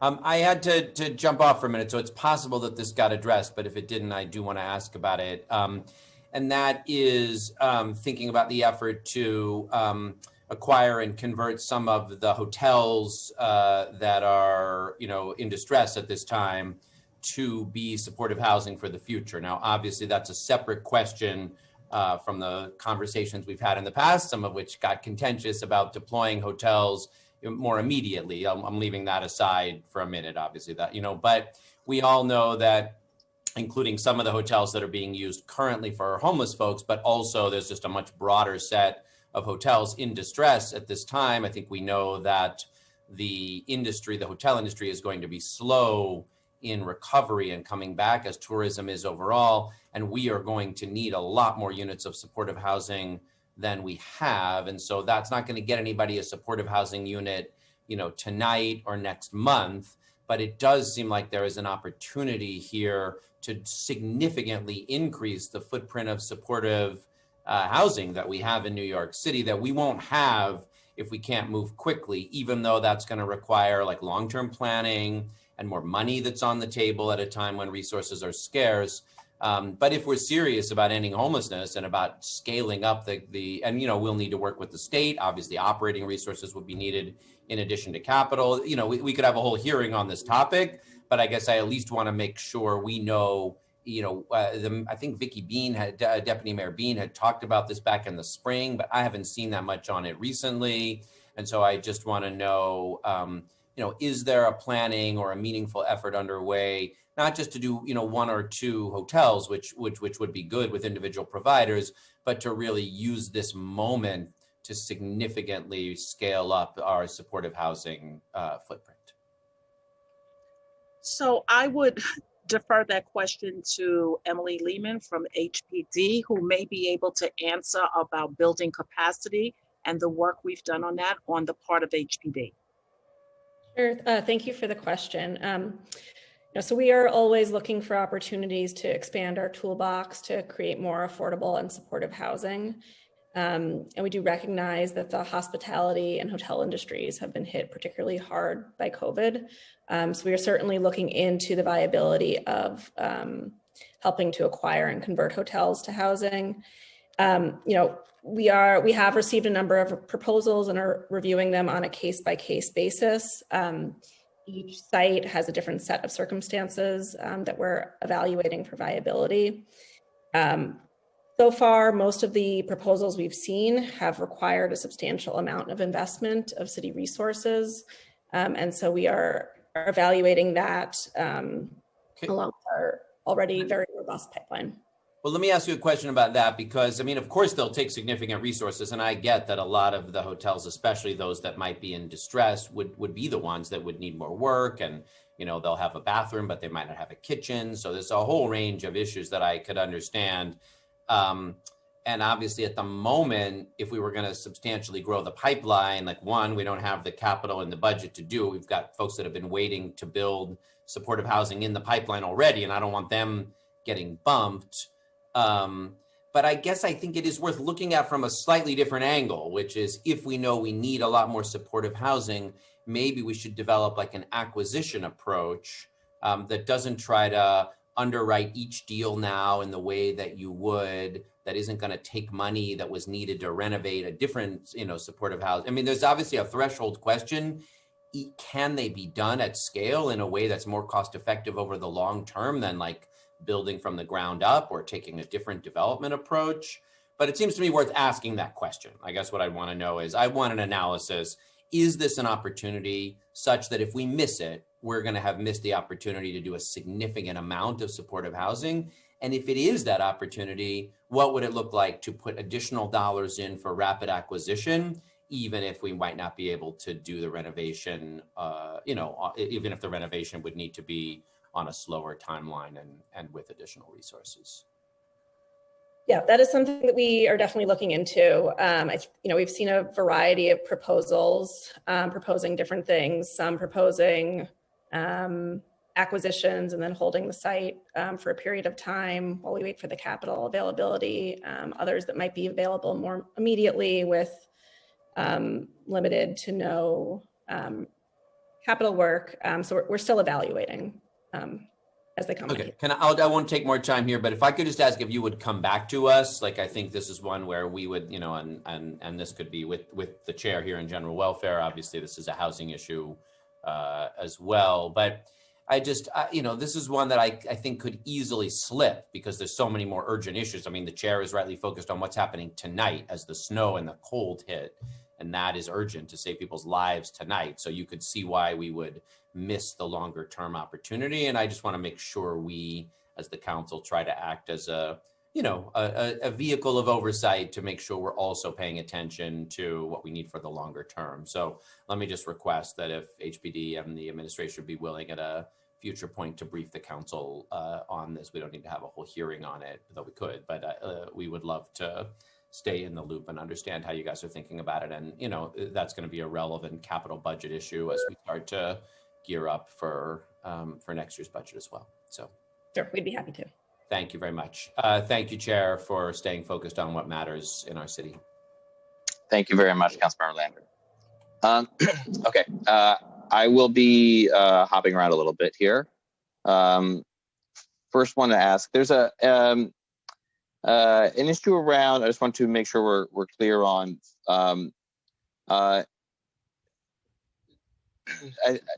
we're hearing that HRA is not allowing electronic signature for supportive housing consents, which is the document that is required to start a supportive housing application. I know that some organizations are having challenges because they're finding it difficult to meet their clients in person. Do you know if that's the case? Michael Bosket can respond to that question.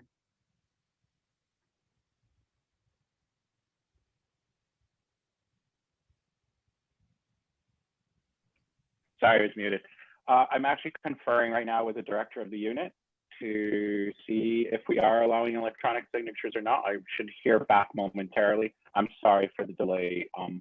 He's raising his hand. If we could unmute Craig Rechlitz, he could actually address that question better than I can.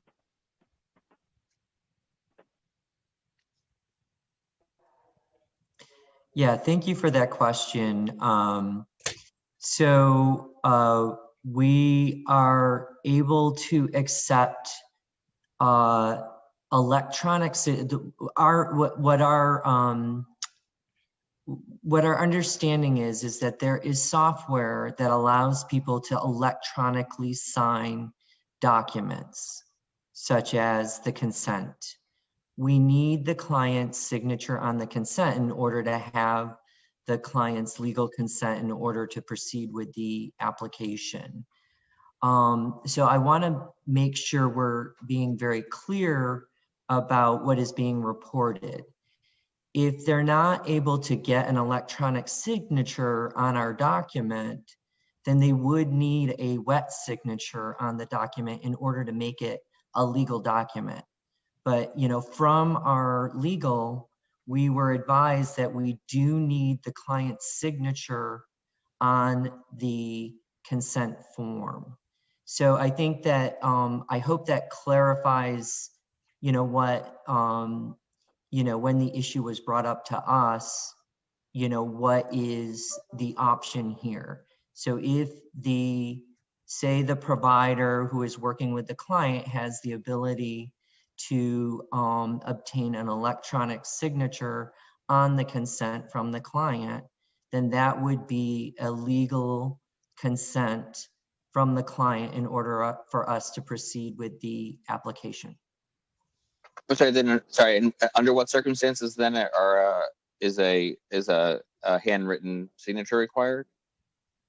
If they're not able to obtain an electronic signature on the document, then they would actually need the client's signature on the consent form.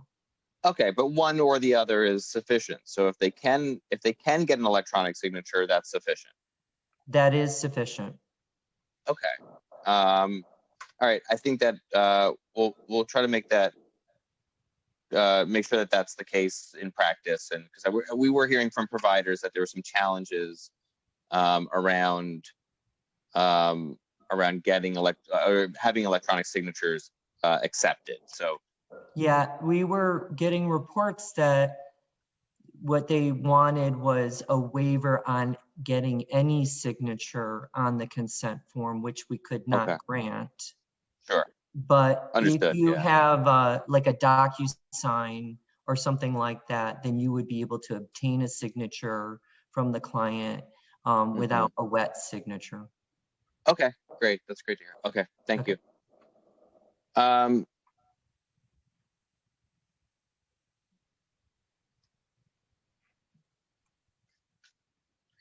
Okay, so these are going to be kind of general questions now.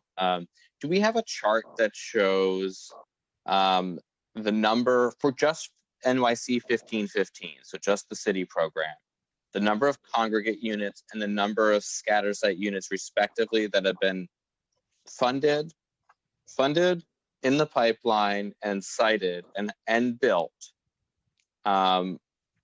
for each of those types of housing, and how that tracks compared to the annual or semi-annual goals that the administration has set? Is there any? Does that exist? Just to be clear, are you referring to New York City 1515? Is that what? Correct. Correct.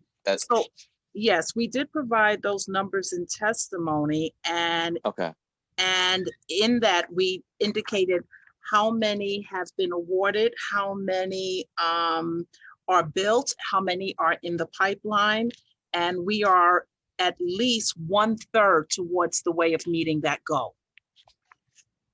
But you're asking for this in a chart form? We could probably, using the data, we'll see how we can work that together and see if we need any additional information. Okay, great. But that's in the testimony. I'm sorry, that was broken down by scatter site and congregate. We did, yes. We talked about. I believe we did, but if it's not there, just let us know and we will, provide you accordingly.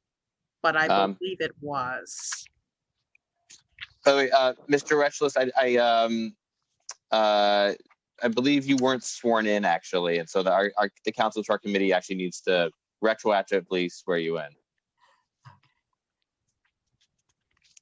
You affirm to tell the truth, the whole truth, and nothing but the truth before this committee and to respond honestly to council member questions? I do. Thank you, Mr. Retchless. Thank you. How many how many New York City 1515 congregate units have closed on financing in FY20 so far? Or I'm sorry, we're in 21, in FY20. I would defer to Emily Lehman in terms of financing to respond to that question from HPD. She's from HPD. Okay. So for fiscal year 20, which ended at the end of June, HPD financed over 600 units of congregate supportive housing. This includes units funded through the NYC 1515 program, state and federal resources, as well as the preservation of existing supportive housing. It's important to note that due to the impacts of COVID, we did experience a slowdown in production in the second half of FY20. But we're in the middle of an extremely ambitious closing season right now. And so while those units will count toward fiscal year 21, we look forward to sharing those numbers with you in the new year. Thank you. And Chair Levin, just going back to your previous question, through October 2020, we have awarded 5,306 1515 units to providers, including 1,255 scattered site and 4,051 congregate. Okay. Thank you. So moving on to a couple questions around caps.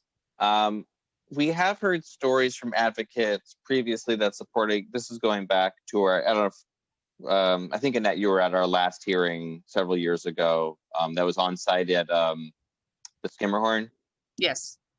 So I remember hearing a lot of stories then about applicants who are rejected for reasons that appear to go against the spirit of supportive housing. For example, rejections because somebody was intoxicated or showing symptoms or didn't have quote unquote insight into their illness or showed up to the interview in pajamas or things of that sort.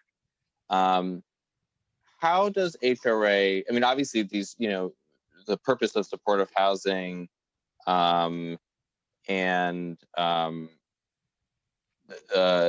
is to provide housing services to people experiencing mental health issues. So how are we making sure that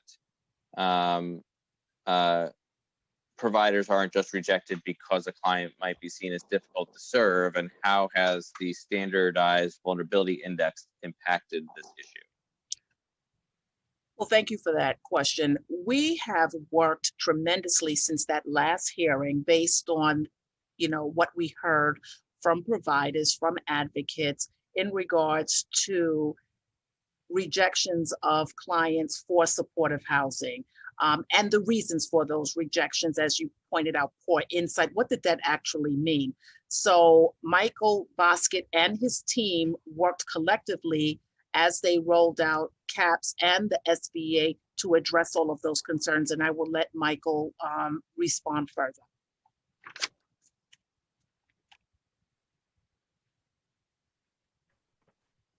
I'm sorry, council member, could you repeat the question? Just how does HRA ensure that providers aren't just rejecting clients because they might be seen as difficult to serve, and how has the standardized vulnerability index impacted this issue? Actually, the first part of the question, I'm going to defer to Commissioner Kelly, but I'll answer the section related to the standardized vulnerability assessment.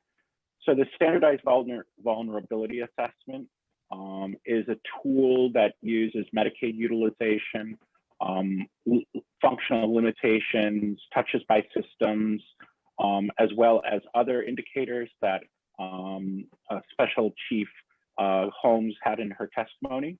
That SVA, as we called it, ends up with an index of a high, medium, or low in terms of the individual's vulnerability for continued chronic homelessness. So we believe that those clients who are all score a high, as an example, all have equal vulnerability in terms of remaining chronically homeless. And if we're using that as a tool to sort of leverage the playing field, all of the clients who score a similar vulnerability assessment would be essentially in similar situations. And I'll ask Ms. Kelly to address the referral process. Thank you. Thank you, Michael. Thank you, council member. So as Ms. Holmes stated, we are looking at this very closely. We have been looking at this very closely, and we have implemented many changes. As part of 1515, we're working in very close partnership with the New York City Department of Health and Mental Hygiene. So, you know, when they review all interview results at this point. So if anything comes in that looks like it needs further investigation or clarification, they will step in and do that. So, you know, that's just part of our process. My colleague Gail is here, and we send them all directly to her. She sees them all. In addition, we have also made a lot of changes in our interview practices that I think are geared more towards really a client-centered approach on this. We are, you know, since COVID really is why we implemented this, but we're intending to move it forward. We have virtual interviews, which enable clients to have, I think, their support in their home shelter or with their case manager near them. I think it's less anxiety producing. We're seeing less no-shows. So these are all things that we're trying to do to, you know, lessen client barriers to housing, recognizing that this is a vital resource for many. Is DSS able through CAPS to identify individuals who have been rejected frequently from units? Yes, they can. I kind of asked this before. Yes, they can. What is then, what type of, Michael Bosket is looking to speak to that as well. I just want to refresh that I had responded to a question earlier about reporting out of CAPS. The system is relatively new, only implemented on the 26th of October. And so the intent is that we would be able to produce reports like that, but it may be a while until we can. Okay.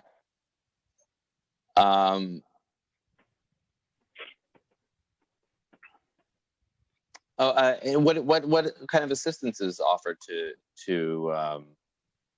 the individuals if CAPS is identifying them as being frequently rejected?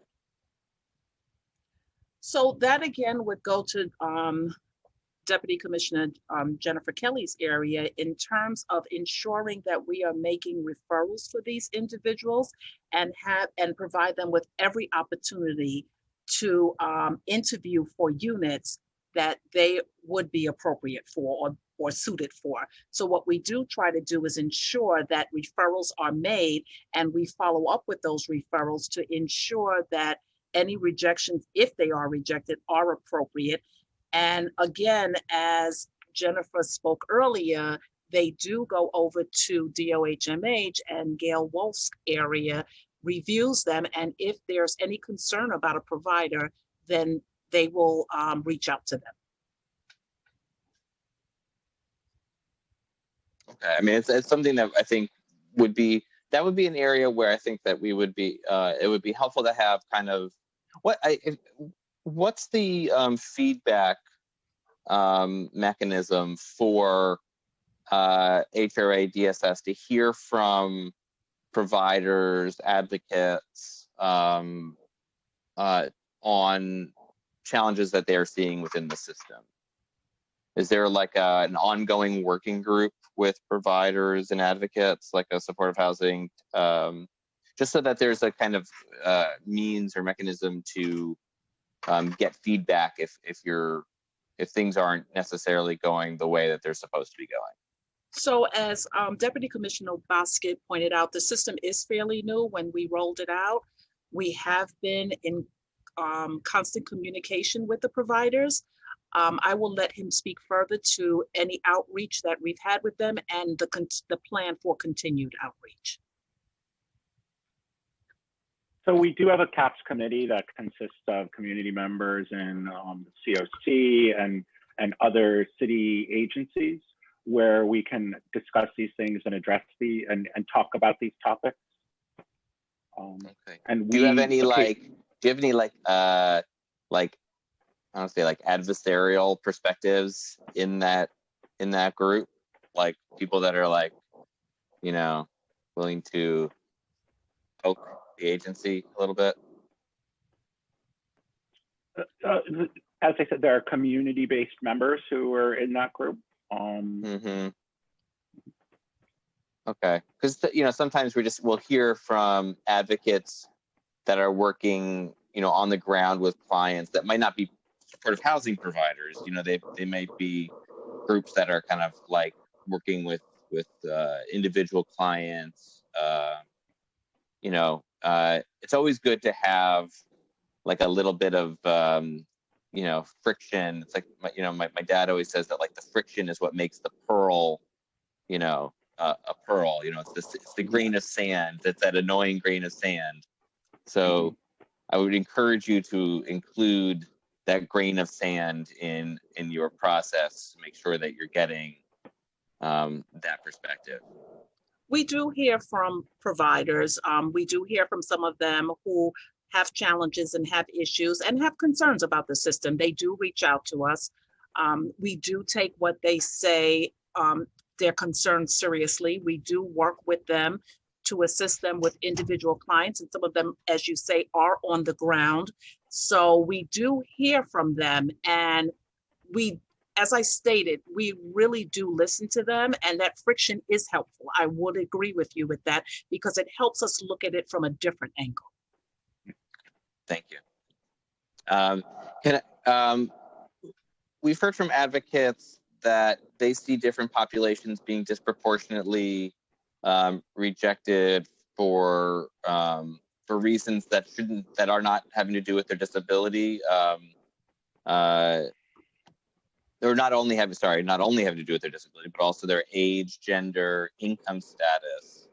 What kind of quality control does HRA have to ensure that there's no discrimination against gender, income, or age?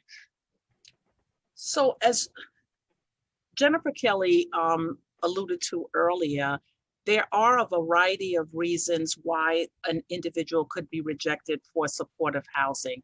And there's also different funding streams. So depending on the funding streams, the income comes into play. Again, when we're looking at rejections, we do send those rejections over to DOH-MH so that they can look at these rejections and determine if there's any trends or anything that needs to be addressed with a provider. Gail Walsh could elaborate further.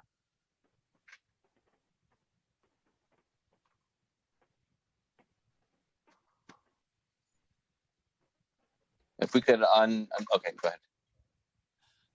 That's a great question. So as Jennifer and Annette said, we receive the manifests from all of the interviews. And if we see any trends, if providers are not accepting a tenant who meets the eligibility criteria and is able to live safely independently, we follow up with that provider and request that they re-interview. Sometimes there are times when the room is already rented, so the tenant may have to wait, the applicant may have to wait for the next opening, but providers are expected to accept all tenants if the room, as Jennifer said, there's 3 applicants for each room. So they may have to wait for the next room. So not being accepted for a room is not a denial always. It may mean that there's a different applicant who's accepted for this, and then they can re-interview or just be accepted on a waiting list for the next. But all of those are reviewed by DOH-MH, and providers are asked to re-interview anybody who meets the criteria and is able to live safely.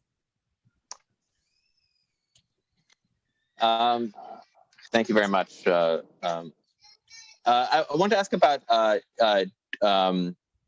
evictions and or discharges from supportive housing. What are the protections that clients have from being evicted from supportive housing?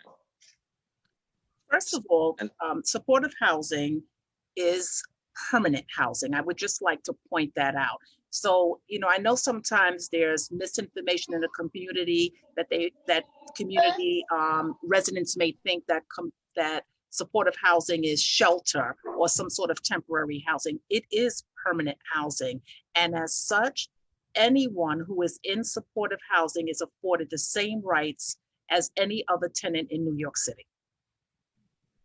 And in regards to supportive housing, we would expect our providers to work with individuals who are having issues, either paying rent, behavioral issues, any other type of substance use issues, any other type of issues that they may have. The supportive housing providers should be working with that individual to address the concerns. This is why it is called supportive housing, and there's a robust suite of services that are available to them.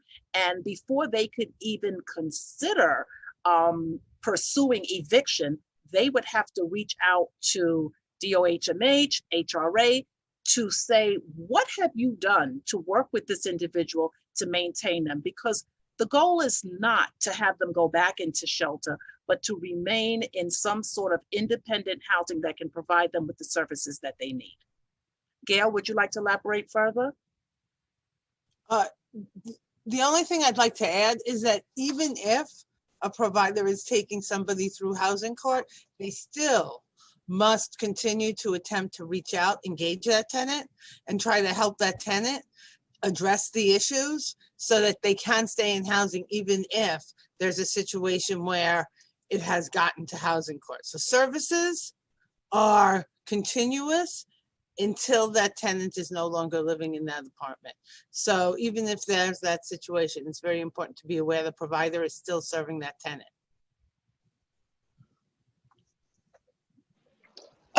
Do either agencies track the number of evictions that occur out of supportive housing every year? We don't track the, I'm sorry, Gail, go ahead. I'm sorry, we don't track that information.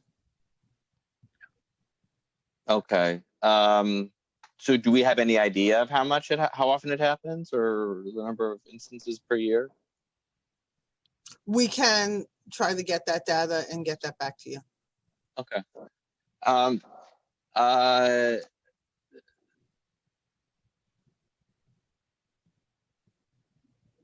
no, I lost my train of thought for a second.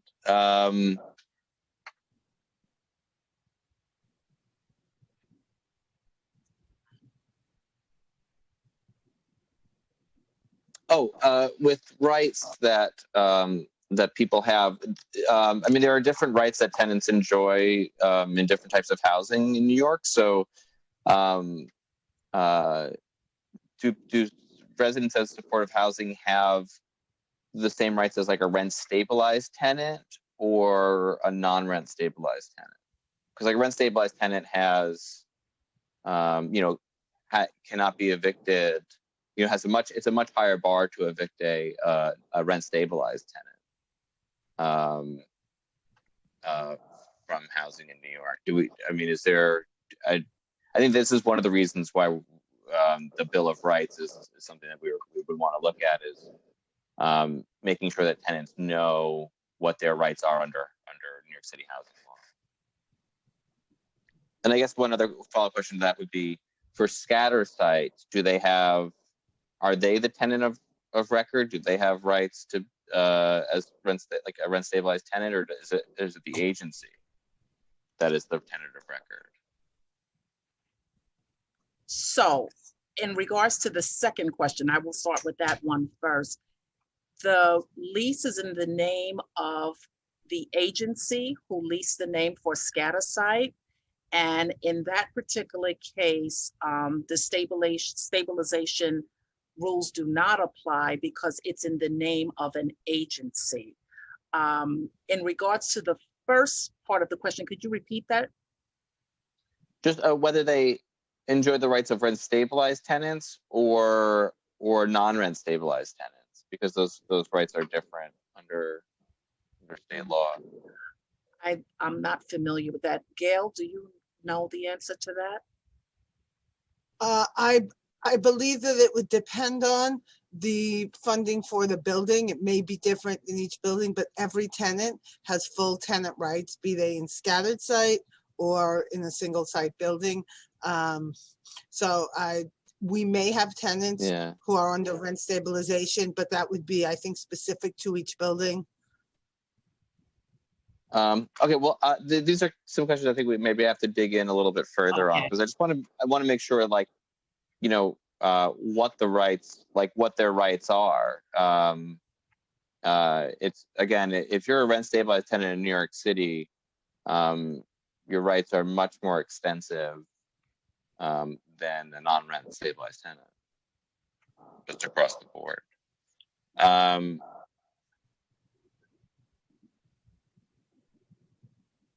I just want to ask a couple more questions about the bills, and then I'll let you all go. I'm a little confused by the testimony on the Intro 2176 having to do with the Tenants' Bill of Rights. What specifically are the concerns of the administration? I think Officer Holm, you mentioned that in your testimony that there were some concerns around different jurisdictions or. Correct. I will defer to Erin Drinkwater to respond in regards to the bills. Thanks. Yes. So one of the concerns was, as written, we believe this would set up a different standard between those units administered through the state's eShy program as compared to those administered by New York City. We would be interested in exploring opportunities to potentially get something passed at the state level, so that way all units would be covered as opposed to just a subset of them. We also want to make sure that the information that's being shared with each of the tenants is information that does not end up in a voluminous catalog that's not easily acquired. Some of that information is already readily available in other areas, and so we want to work to strike a balance between providing what is, I think, very helpful in being transparent and making sure that tenants have information about their unit. Also balancing that with concerns around privacy, places where information is already posted under, DOHMH or HPD requirements as well. I'll also just, if I can, one other concern is, as we read the bill, the understanding that it would create a separate system of complaints, separate and apart from the Department of Constituent Services, which was just codified under law by this council a couple of years ago, and concerned about creating a duplicative system that would be costly during this time.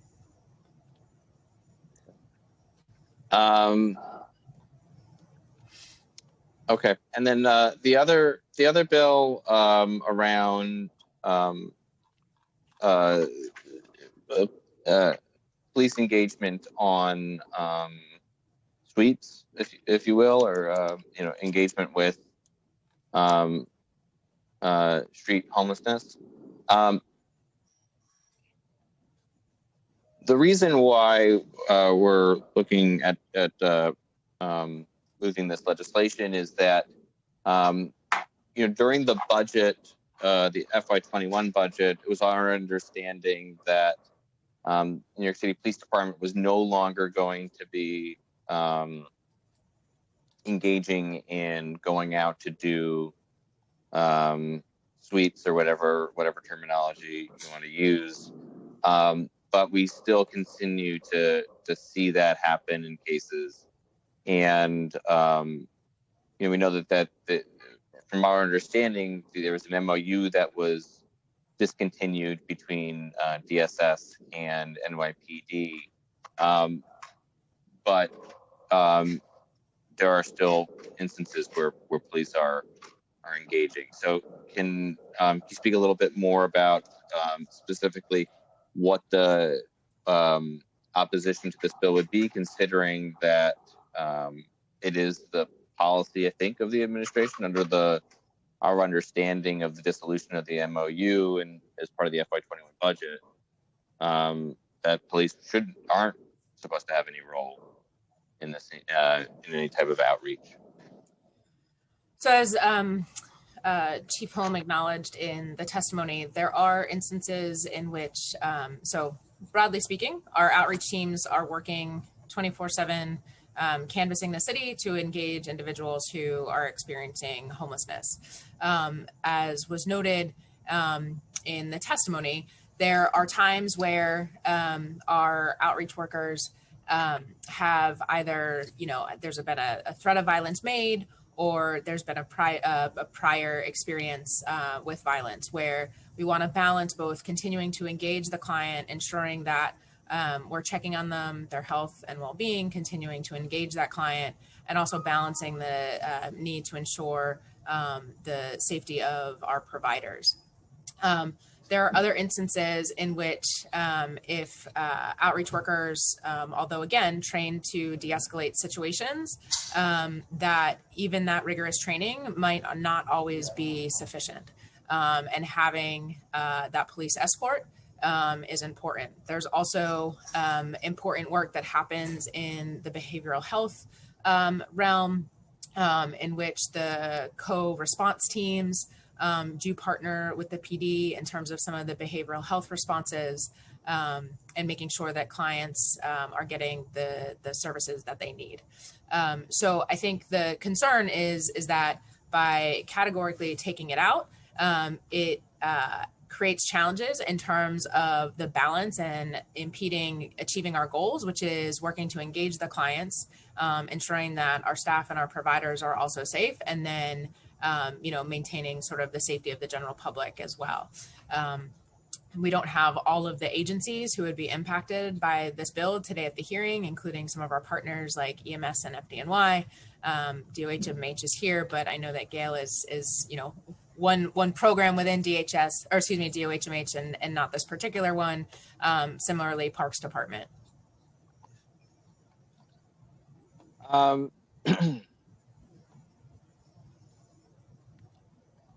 Are there any instances? How many times, or what percentage of the time,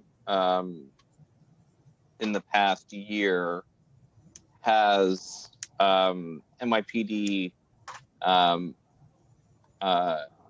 been engaged on a call regarding a person on the street? I don't have that number today. If we could get that information, how many calls that DHS went out on also involved NYPD? Sure. So I think something that's important to note is the work that our outreach teams are doing, independent of calls that could be made from community members to EMS or 911, and where NYPD is responding. NYPD would respond to something within their jurisdiction, irrespective of somebody's housing status. But I can certainly see what data we have and what we can get back to you with. Is NYPD ever responding to a call, like a 311 call about that somebody is homeless and taking up the sidewalk or something like that, where it's not a 911 call but a 311 call? Does NYPD ever respond to those? I unfortunately can't answer questions for NYPD today. Do outreach workers provide soft services such as blankets, socks, feminine hygiene products, etc., if an unsheltered individual rejects entering shelter? Sure. So part of building the relationship with a client can look many different ways, and it has included giving out water bottle on Code Red days, socks and the like, feminine hygiene products, etc. So that is permitted? Yes. Okay. Does it happen? Is that something that Yeah. Okay. Is that a change of policy? I know a couple of years ago that was not the official policy at DHS. So we had supplies available at safe havens and drop-in centers. There were times where things like socks would be given out. Last year, we worked with advocates to expand our partnership with one of the philanthropic organizations that we work with in terms of getting additional socks, for example.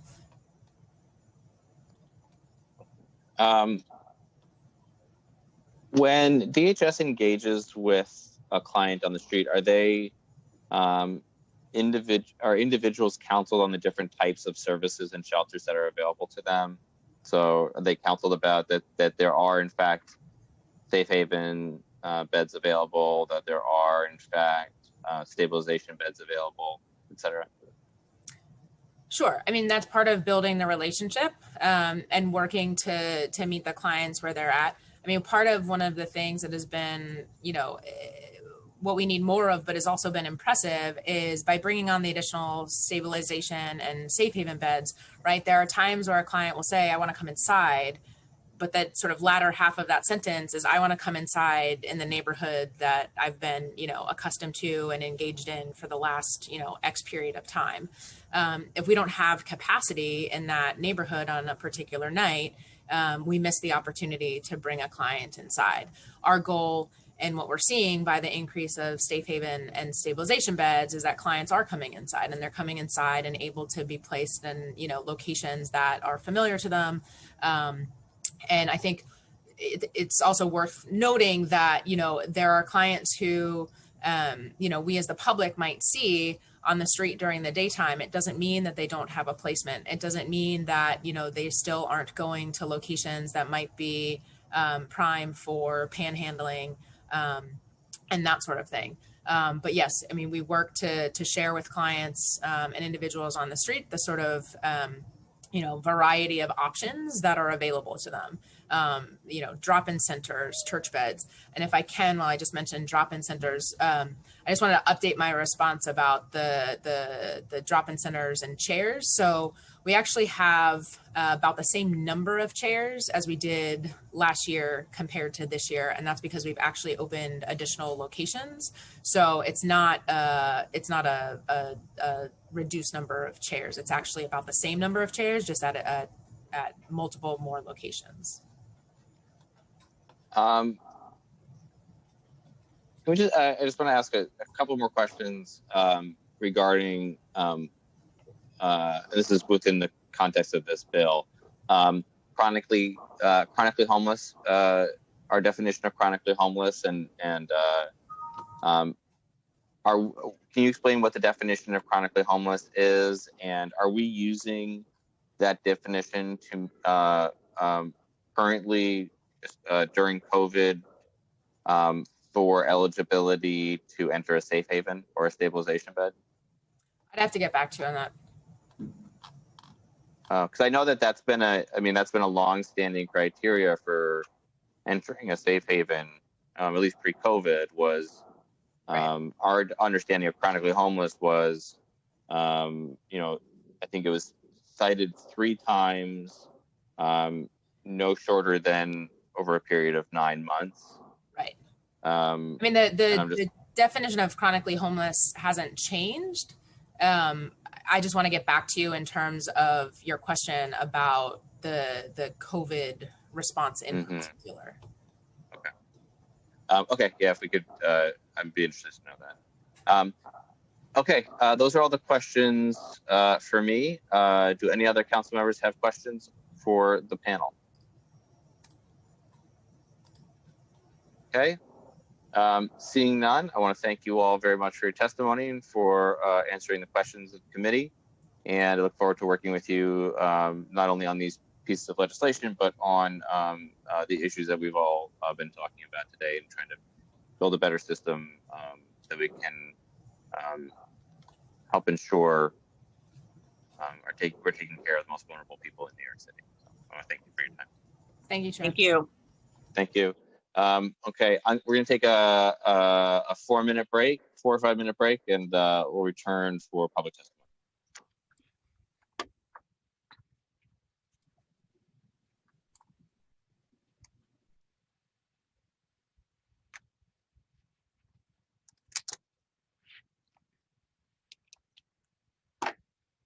Oh, God.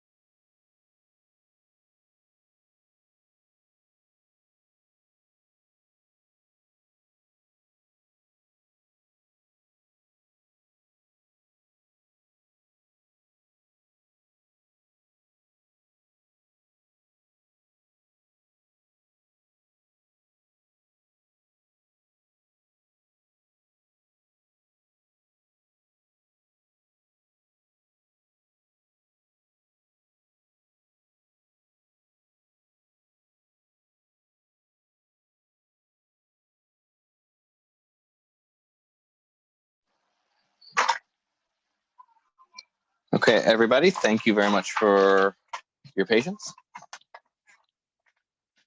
I'll turn it now over to Aminta Killawan, Committee Counsel, to call the first public panel. We are now going to turn to public testimony. I'm going to be calling on individuals one by one, and panelists will have 3 minutes to testify. We ask that you limit your testimony to 3 minutes, and as always, you can submit longer written testimony for the record. Council members who have questions for a particular panelist should use the raise hand function in Zoom, and I will call on you after the panelist has completed their testimony.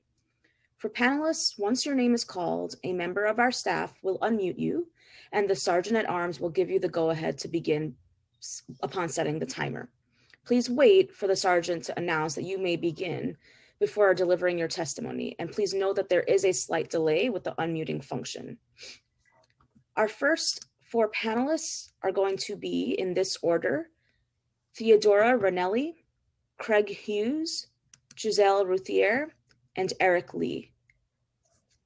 I will now call on Theodora Ranelli to testify.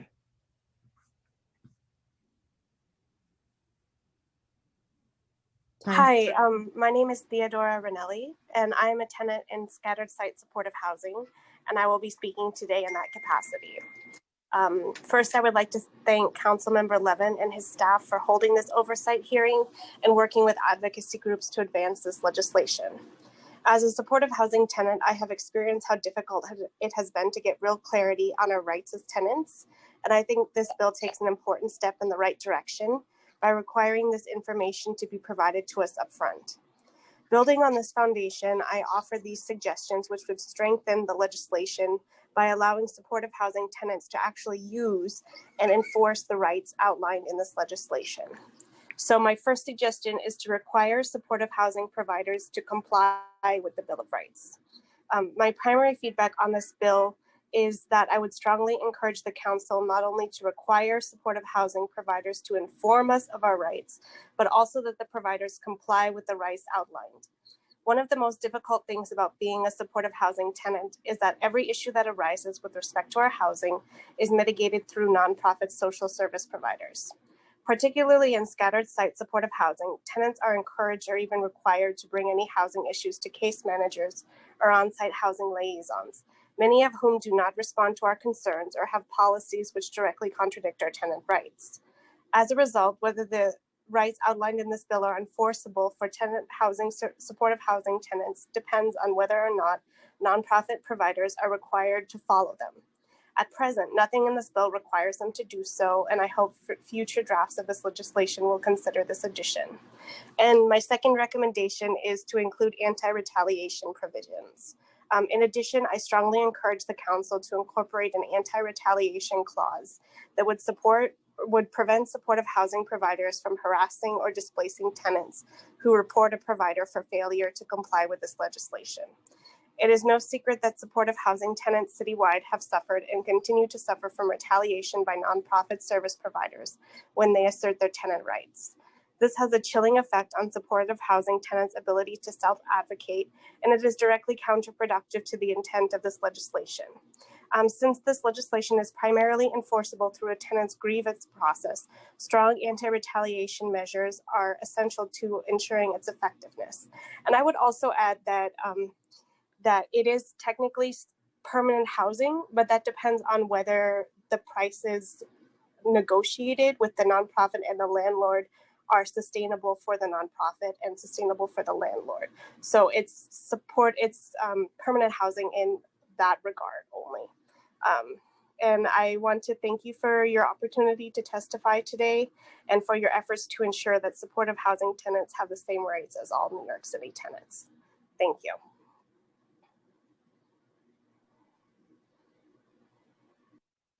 Theodora, thank you so much. I just want to thank you for your testimony here, as well as your willingness to speak the other day. We spoke for some time about provisions of this legislation, and they were all very well thought out and constructive, and I think the ideas that you raise and have raised will make this a better bill. So I want to thank you very much for the time and attention that you spent on this. Thank you again, Theodora. I'll now call on Craig Hughes, followed by Giselle Routhier. Over to Craig Hughes. Time starts now. Thank you, Aminta, Chair Levin, and members of the General Welfare Committee for holding the hearing today. My name is Craig Hughes. I'm a social worker at the Safety Net Project at the Urban Justice Center. I'll start this testimony by noting that it's less than 40 degrees outside and raining. Temperatures are dropping or freezing as the sun goes down, and heavy snow will fall in at least 2 days this week. New York City has no serious plan to ensure homeless people are able to get warm, specifically in context of the COVID crisis and corresponding reduction of accessible spaces to folks on the street. In sum, there's no serious plan to ensure people won't freeze to death. And according to reporting in the Daily News, we know that at least one person has died so far related to cold temperatures this year. One reason for this is the governor's decision to shut down subways, which have provided the only overnight heating source for many homeless folks. Another reason is that Mayor de Blasio has simply refused to contract hotels or other spaces to ensure sufficient individual rooms are made available for homeless people during the crisis. New York City simply also refuses to embrace a housing first approach, which is evidence-based and means providing housing first and foremost and services from there. While we've seen one reported death, we will likely see others, and this is the outcome of a pervasive and avoidable failure under the de Blasio administration. Individuals and families on the street find themselves navigating a bureaucratic and blame-heavy maze when they try to come inside. Individuals face a homeless services system that has extended policing into the center of its outreach processes, where city contracted agencies work hand in hand with sanitation and the NYPD to toss people's belongings and move them from site, and where agencies still require multiple engagements to place someone into a safe haven or stabilization bed. To be clear, this is the direct outcome of DHS not requiring its contracted outreach teams to house people first and most importantly, and also the de Blasio administration's utter refusal to ensure that supportive housing landlords don't make it virtually impossible for someone on the street to come inside.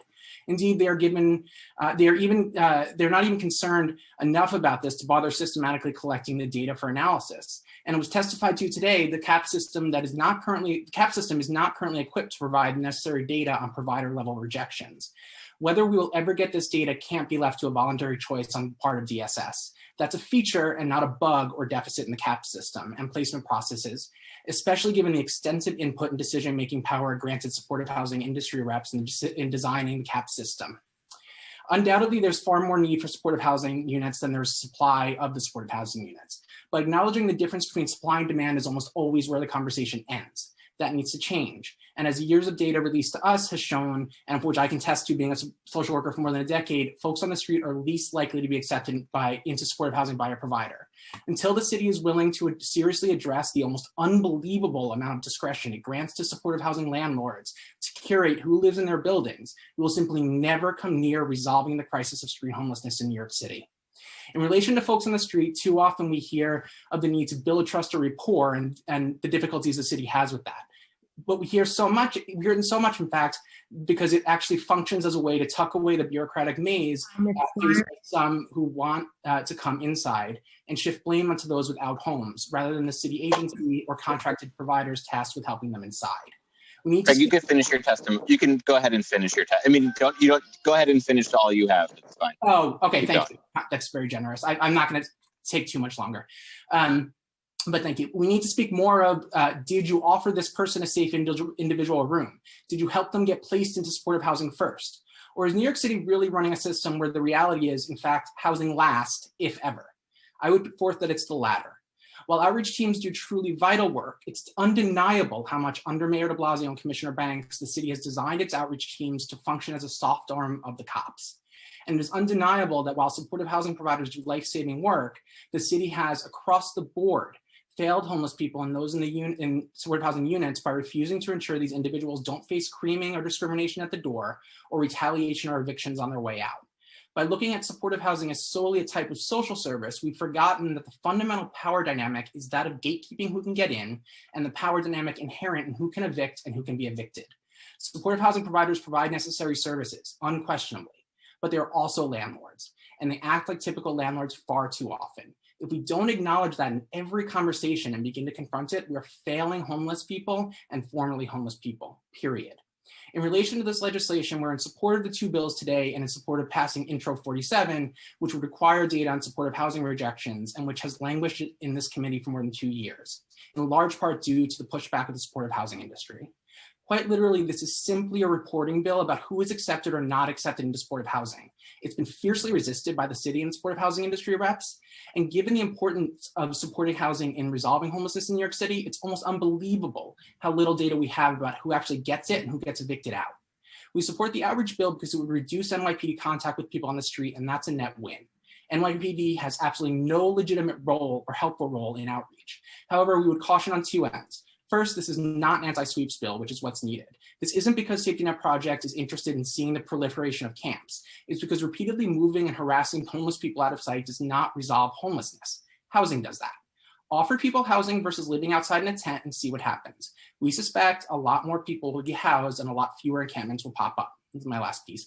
Secondly, we support a supportive housing bill of rights. This is desperately needed, and we thank you, Councilmember Levin, for putting it forward.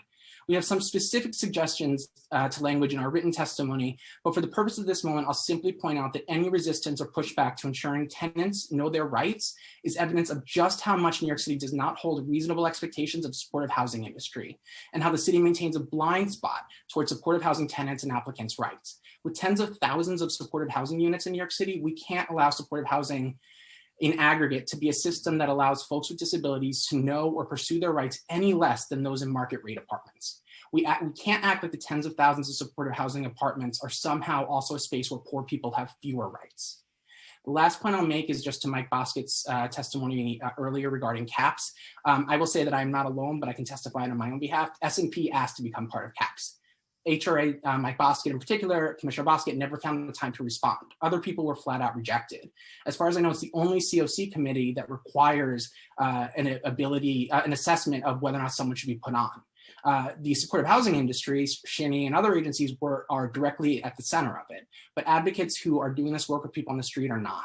And that speaks to a lot of what we do or don't see at CAPS, including whether or not provider level rejections is actually available in that data. Thank you.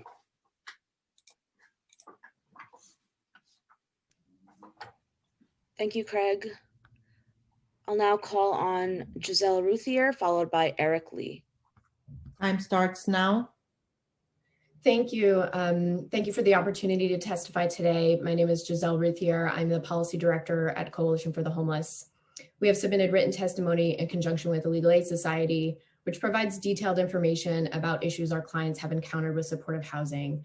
I will summarize the main points now.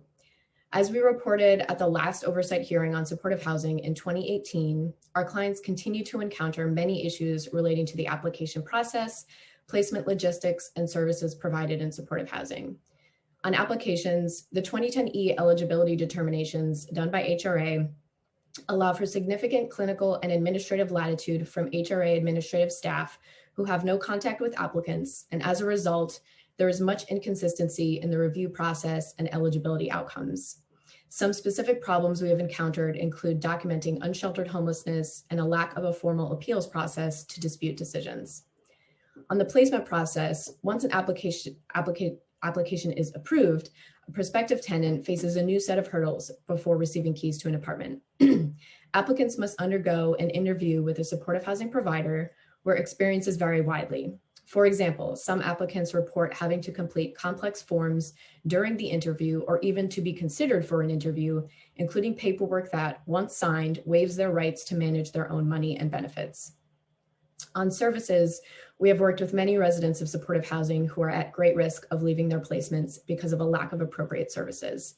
In some supportive housing, case management is cursory and focused only on those requirements necessary for the provider's financial billing, as opposed to the tenant's actual and expressed needs.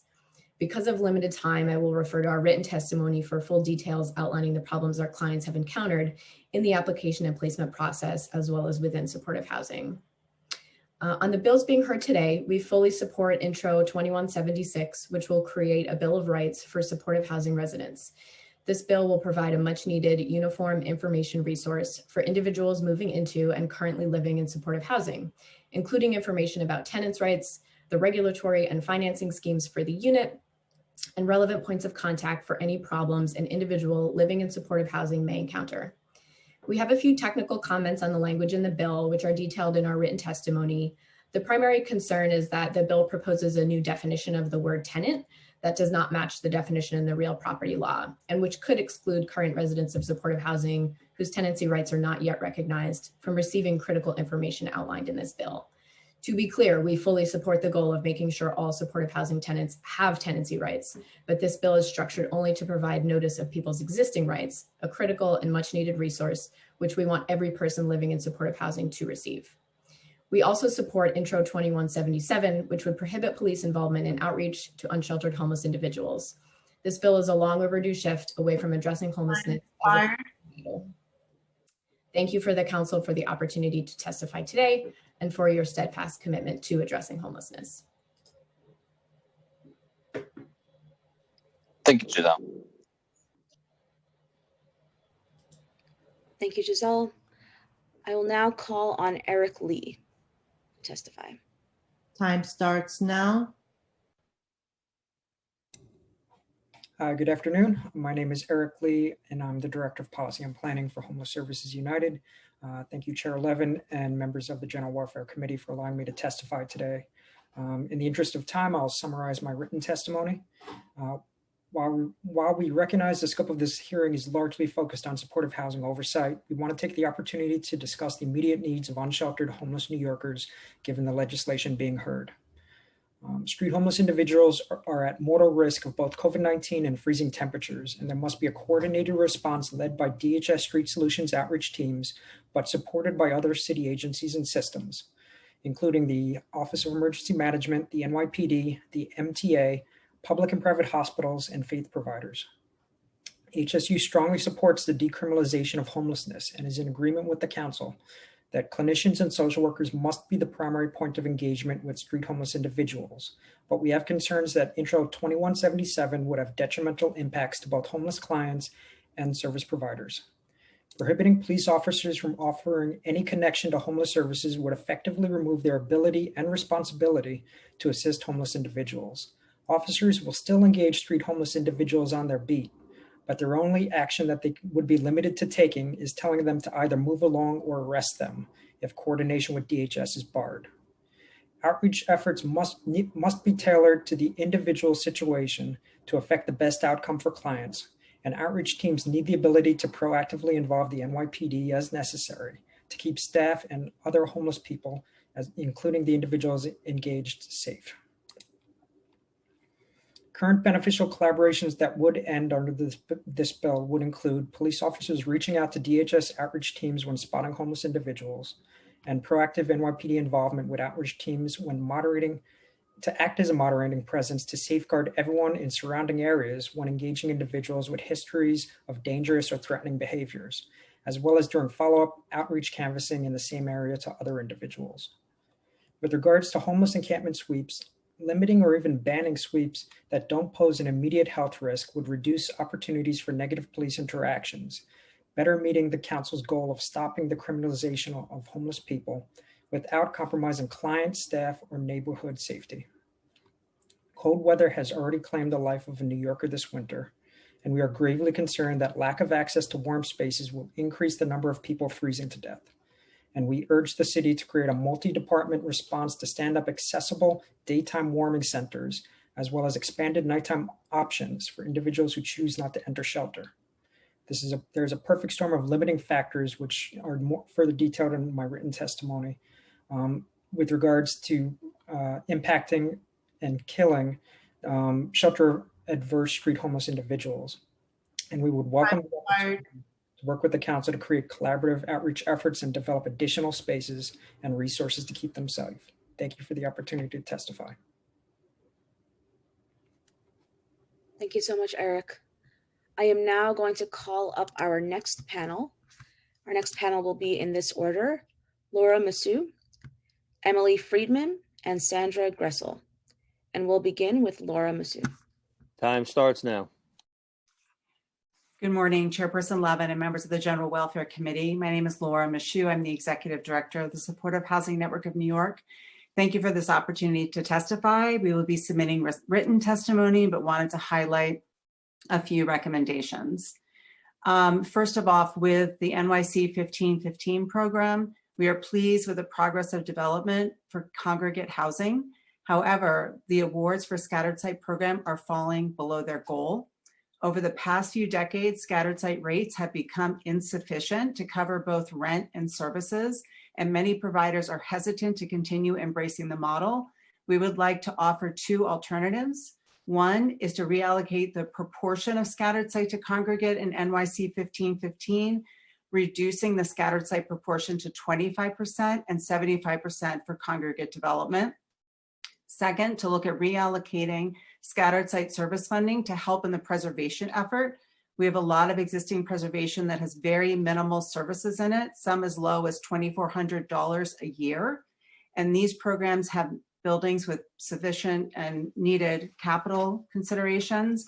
And so we would like to push some of the 1515 funding into that program in order to provide services that are needed that would go along with the capital. Shifting to existing housing, the existing scatter site program, as I just mentioned, is severely underfunded. And last year, money was added to the program, which was very helpful, but we'd like to see more money continue to be added.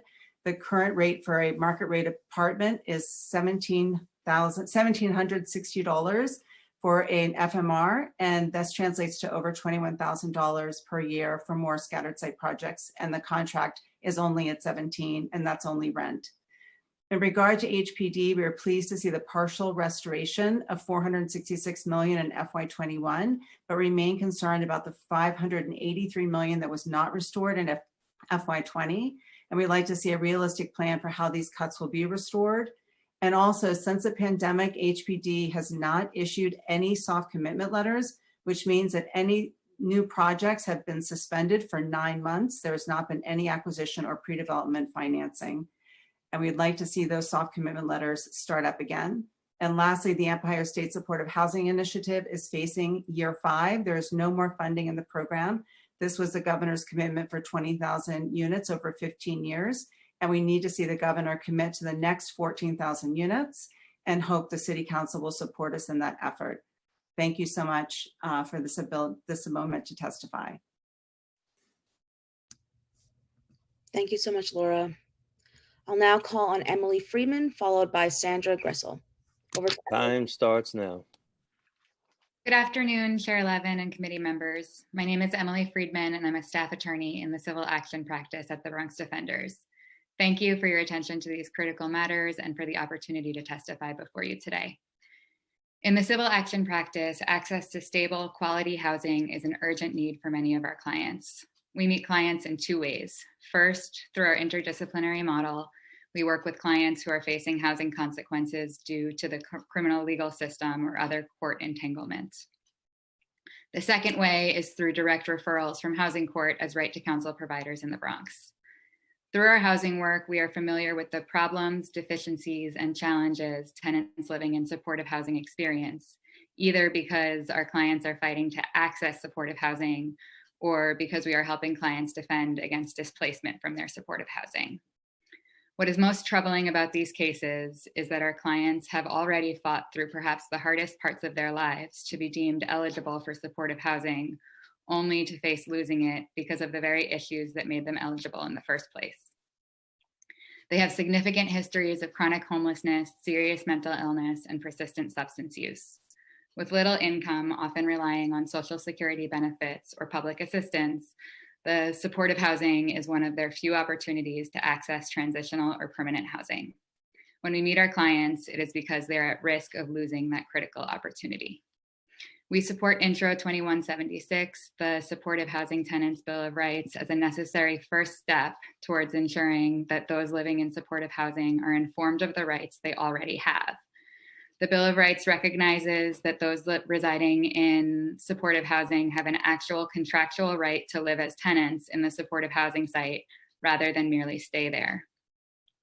This legislation will protect the most vulnerable New Yorkers because the bill requires written notice that centralizes and makes explicit tenants' rights, including grievance procedures and reasonable accommodations that will provide protections against discrimination, as well as providing alternatives to eviction. And the bill's promotion of transparency, access to legal services, and meaningful notice of rights will prevent evictions. We urge the council to consider going even further. Specifically, the Supportive Housing Tenants Bill of Rights would be improved by increasing the level of enforcement and oversight, expanding due process protections, and tailoring the distribution of information to the needs of those that are struggling with recovery. We implore the City Council to consider our suggestions and use this as an opportunity to enforce the rights of supportive housing tenants to the fullest. Thank you for your time and the opportunity to speak on such important matters. Thank you very much, Ms. Friedman. Thank you, Emily. I will now call on Sandra Gressel. Time starts now. Good afternoon. Thank you, Chairperson Levin and committee members for the opportunity to testify this afternoon. My name is Sandra Gressel, and I'm a senior staff attorney in the Mental Health Law Project at Mobilization for Justice. To begin, I want to thank Chair Levin for his leadership on this issue and for putting forward Intro 2176, which MFJ fully supports. The Mental Health Law Project at MFJ witnesses daily the power of supportive housing to positively transform and stabilize the lives of our clients. However, we also witness the many challenges New Yorkers face in accessing supportive housing, understanding and asserting their rights to meaningful support services and habitable housing, and maintaining their supportive housing. Supportive housing programs operate through a patchwork of different funding streams and are subject to different regulatory frameworks that can be confusing for an advocate, let alone a tenant, to untangle. The lack of clear, accurate information regarding applicable rights and options for recourse and enforcement of said rights dilutes the essential supports intrinsic to the supportive housing model and contributes to a very real sense of housing insecurity for those who are lucky enough to even get placed. Given the timeline, I was regretfully unable to coordinate with individual tenants to testify directly today, but I do want to share a couple stories to remind us all why this is so important.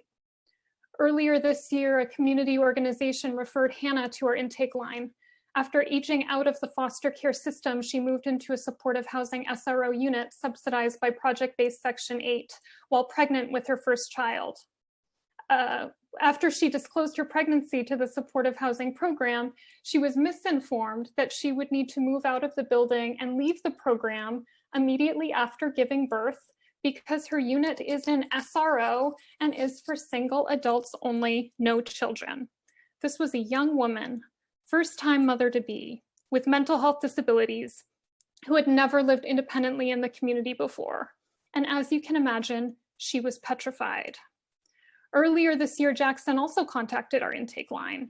He has bipolar disorder and PTSD, in part related to prior assaults by a past roommate. He had requested a reasonable accommodation transfer to a single occupancy unit because his mental health prohibited him from residing with roommates. Although he supplied ample medical documentation, the supportive housing program informed him that this is a business and they have no single occupancy units. Fortunately, someone referred him to MFJ several months later, and when the program wouldn't respond to our reasonable accommodation request, we filed a complaint at the New York City Human Rights Commission. However, the unavailability of a written notice of rights and what his recourse was and the availability of legal services meant that he was prevented from asserting his rights sooner, and his health and well-being suffered due to the delay. Hannah and Jackson's stories are not exceptions. I could share stories all afternoon. I would be remiss if I did not acknowledge that, generally speaking, our nonprofit providers are doing the very best that they can with extremely limited resources. However, it is clear that a written Bill of Rights would go a long way towards equipping tenants with the tools they need to ensure they have the stable housing and support services they deserve. In conclusion, I also want to reference back to what Chair Levin said earlier about the need for tenant advocates and disability advocates to be at the table. MHLP welcomes the opportunity to partner with City Council, the administration, city agencies, and the supportive housing industry to work together to ensure that people with disabilities have the housing they deserve. Thank you. Thank you, Sandra. Thank you.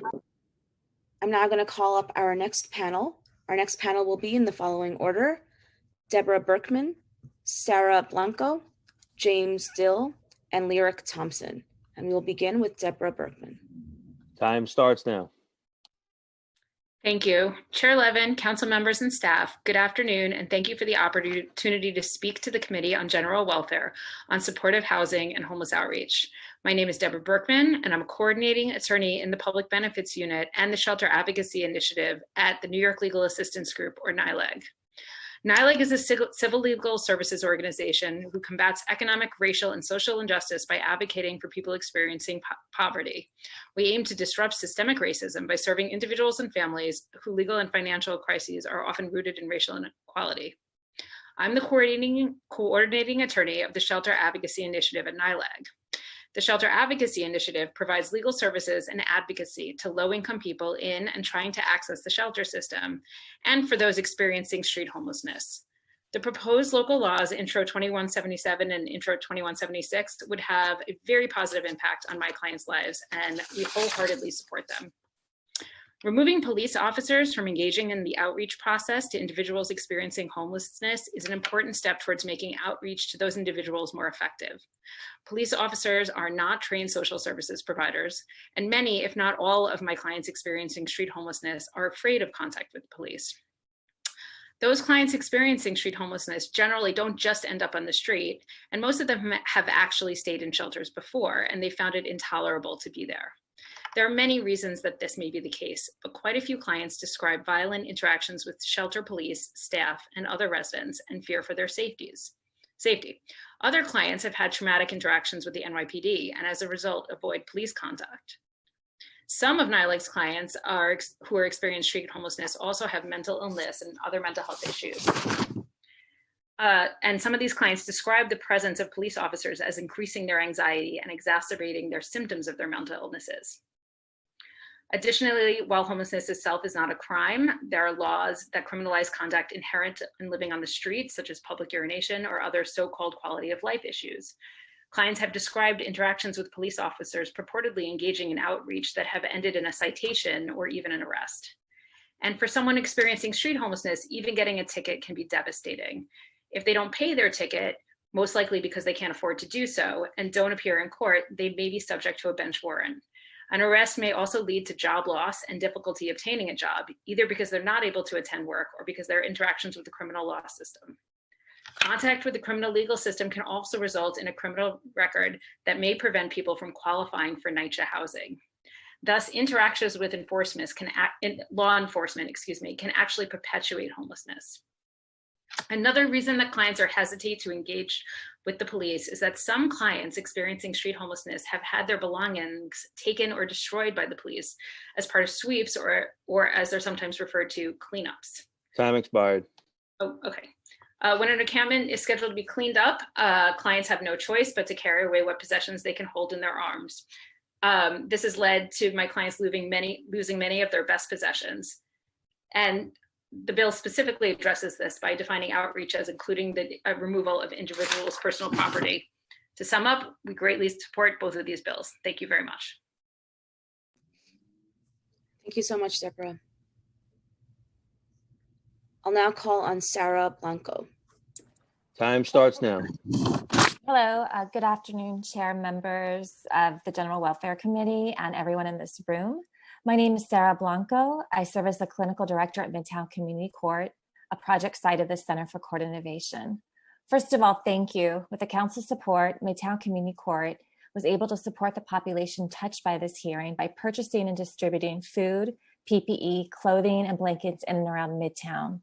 Alongside our amazing community partners, we were also able to provide naloxone kits, flu shots, COVID testing, and linkage to medical care.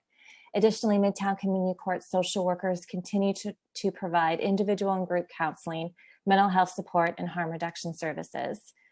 Based on our experience in Midtown since the 1990s, homelessness, mental health, mental illness, and substance use are not effectively addressed through a penalizing criminal justice approach. They're more effectively addressed through a public health approach. Our written submission details 2 pilot programs we are launching to address the intersection of homelessness, mental health, substance use, and criminal justice system involvement based on our experience and what is effective. The first program is tentatively named the Community First Pilot Program.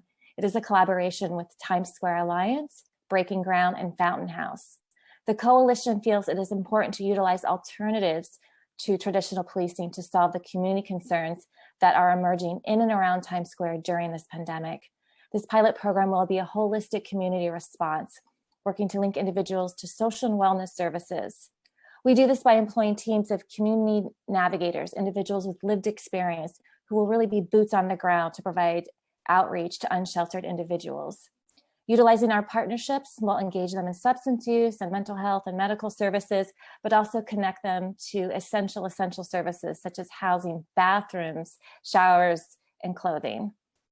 Additionally, Midtown Community Court, in partnership with Fountain House again, the Midtown North Precinct, NYPD's Behavioral Health Unit, is launching Midtown's Rapid Engagement Initiative.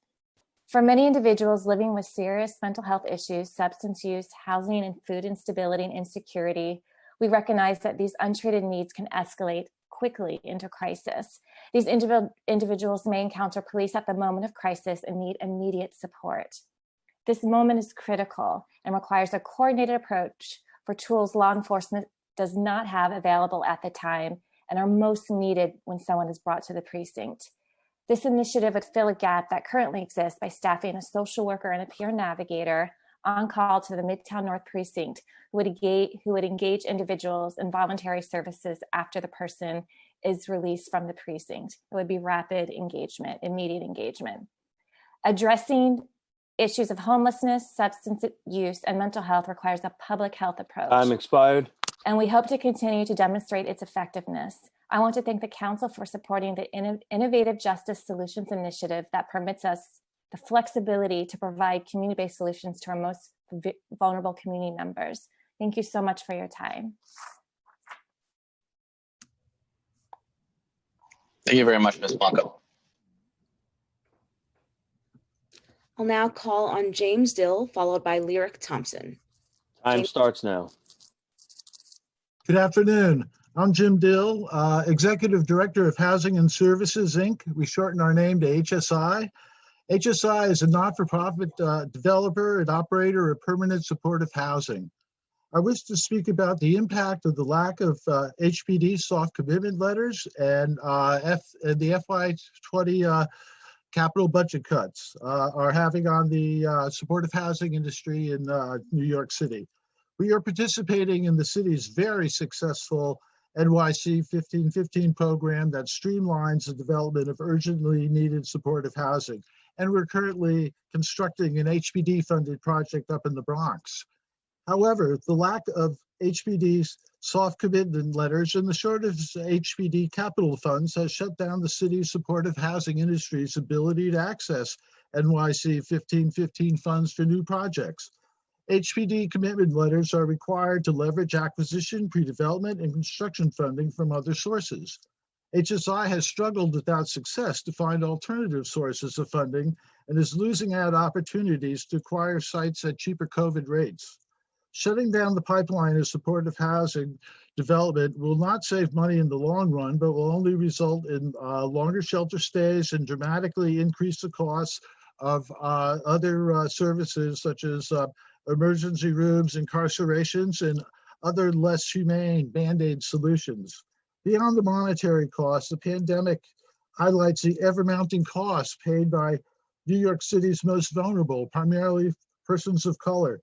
Now more than ever, the city needs supportive housing to relieve overcrowded shelters and to prepare for a looming pandemic-created eviction crisis. The unintended consequence of the lack of HPD commitment letters is that not-for-profit developers are losing good sites to for-profit developers with quick access to capital. HSI has already lost 2 great sites to the for-profits. After years of skyrocketing land prices, the pandemic offers opportunities for lower land acquisition costs. Without access to HPD capital, supportive housing will cost the city even more as land prices escalate post-pandemic. HSI urges the committee to consider the ramifications of the lack of HPD commitment letters and the need to restore HPD's FY20 capital budget. With the housing tsunami looming, now is the right time to supercharge the city's supportive housing pipeline for both fiscal and humane purposes. I thank you for the opportunity to speak and am very thankful for the 1515 program, the project we have, the support we got from HPD, HRA, and DOHMH. We would love to do more. Thank you so much for your time. Thank you, Jim. Thanks again, Jim. I am now going to call up our next panel. Our next panel will be, in this order, Arlo Chase, Theo Chino, and Chi Ose. We'll begin with Arlo Chase. Time starts now.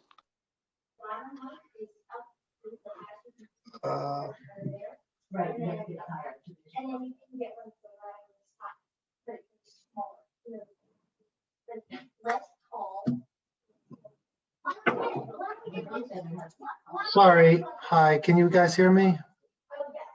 Yes, hi. Thank you. I'm sorry, I was on another Zoom. Anyway, apologies. My name is Arlo Chase. I'm Senior Vice President with Services for the Underserved. I appreciate the opportunity to testify today. Chair Levin, miss seeing you at the Park Slope Food Co-op, but maybe sometime soon, hopefully. Still members, just in, wayward members. Yes. Excuse me one second.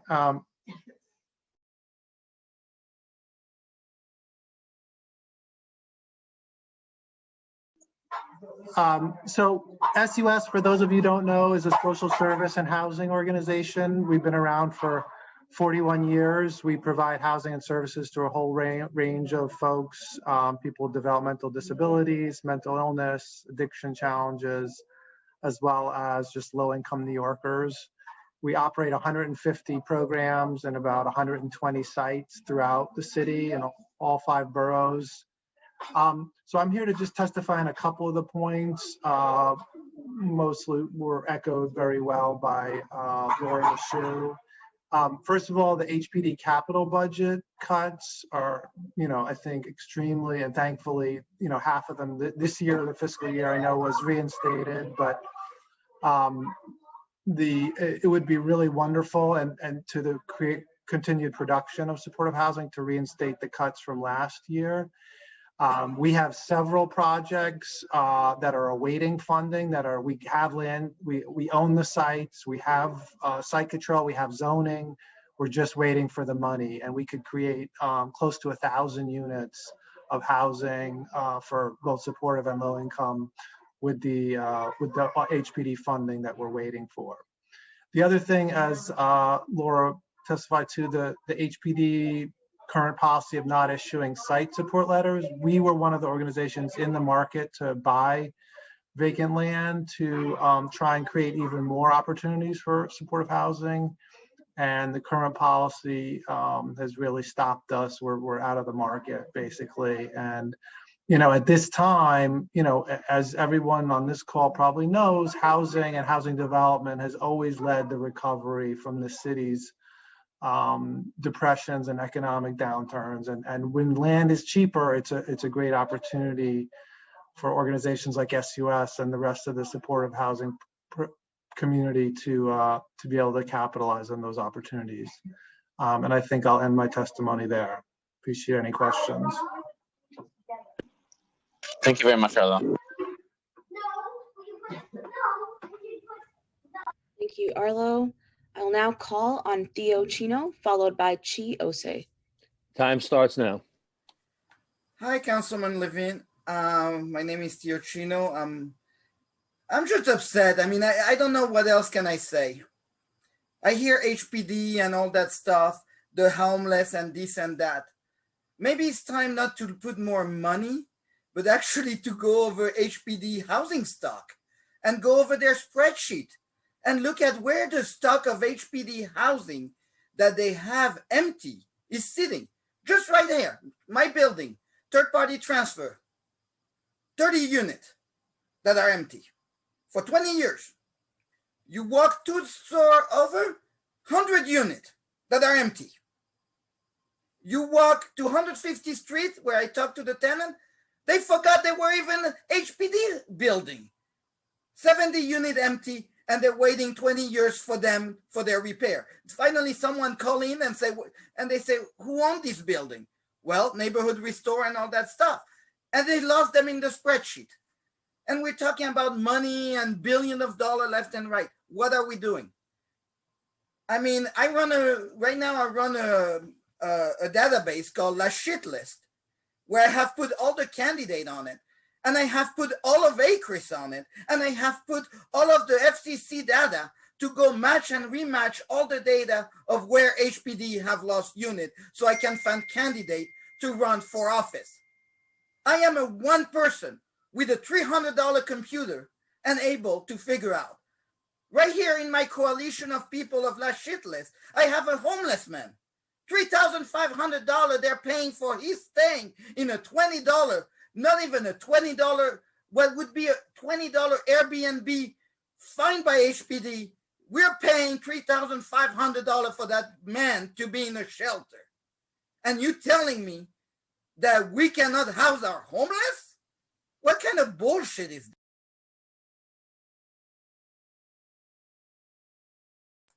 Yeah, why are you muting me? I mean, you want to talk data or you want to talk, you have any question? Let's talk right now. Any data you want to know? I mean, what can I tell you? Block by block, how many units? Councilman, let's talk. I'm here.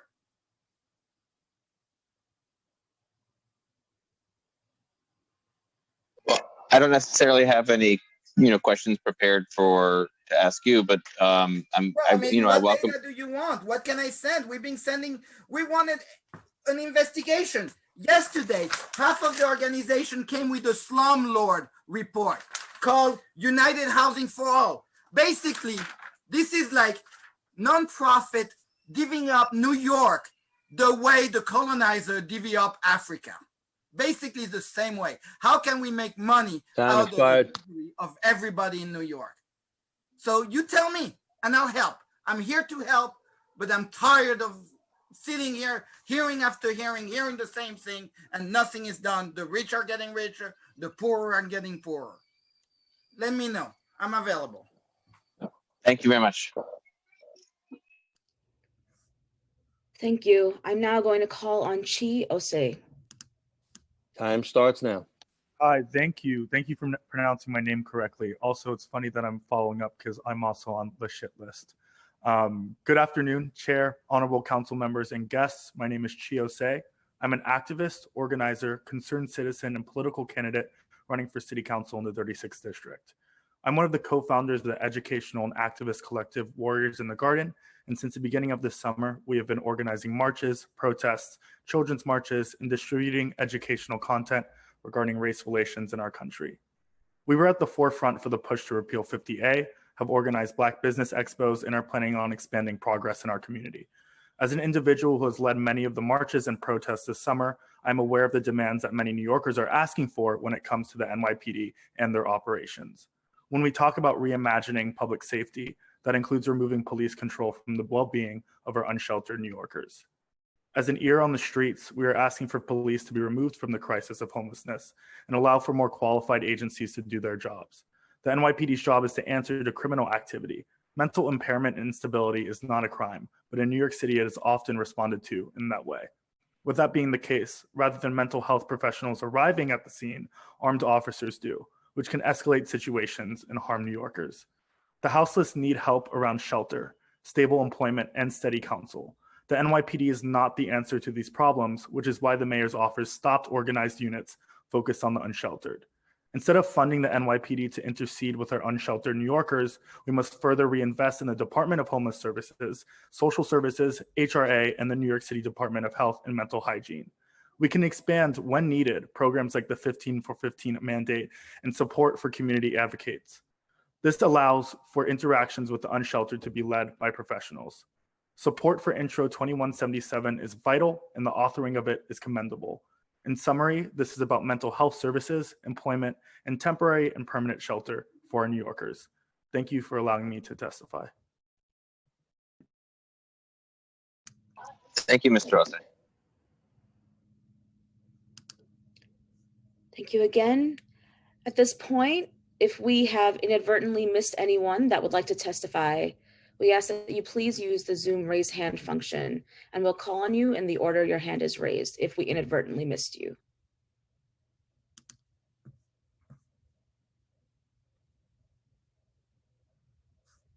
Seeing none, Chair Levin, we've concluded public testimony for this hearing.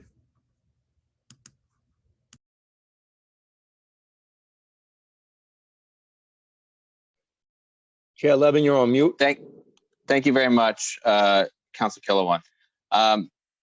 So seeing no other testimony, I want to thank everybody who testified today, members of the administration, members of the public who testified. I also want to thank all staff that worked on today's hearing, our sergeants for conducting the hearing, Joanna Castro for for organizing this, and look forward to working with all of you.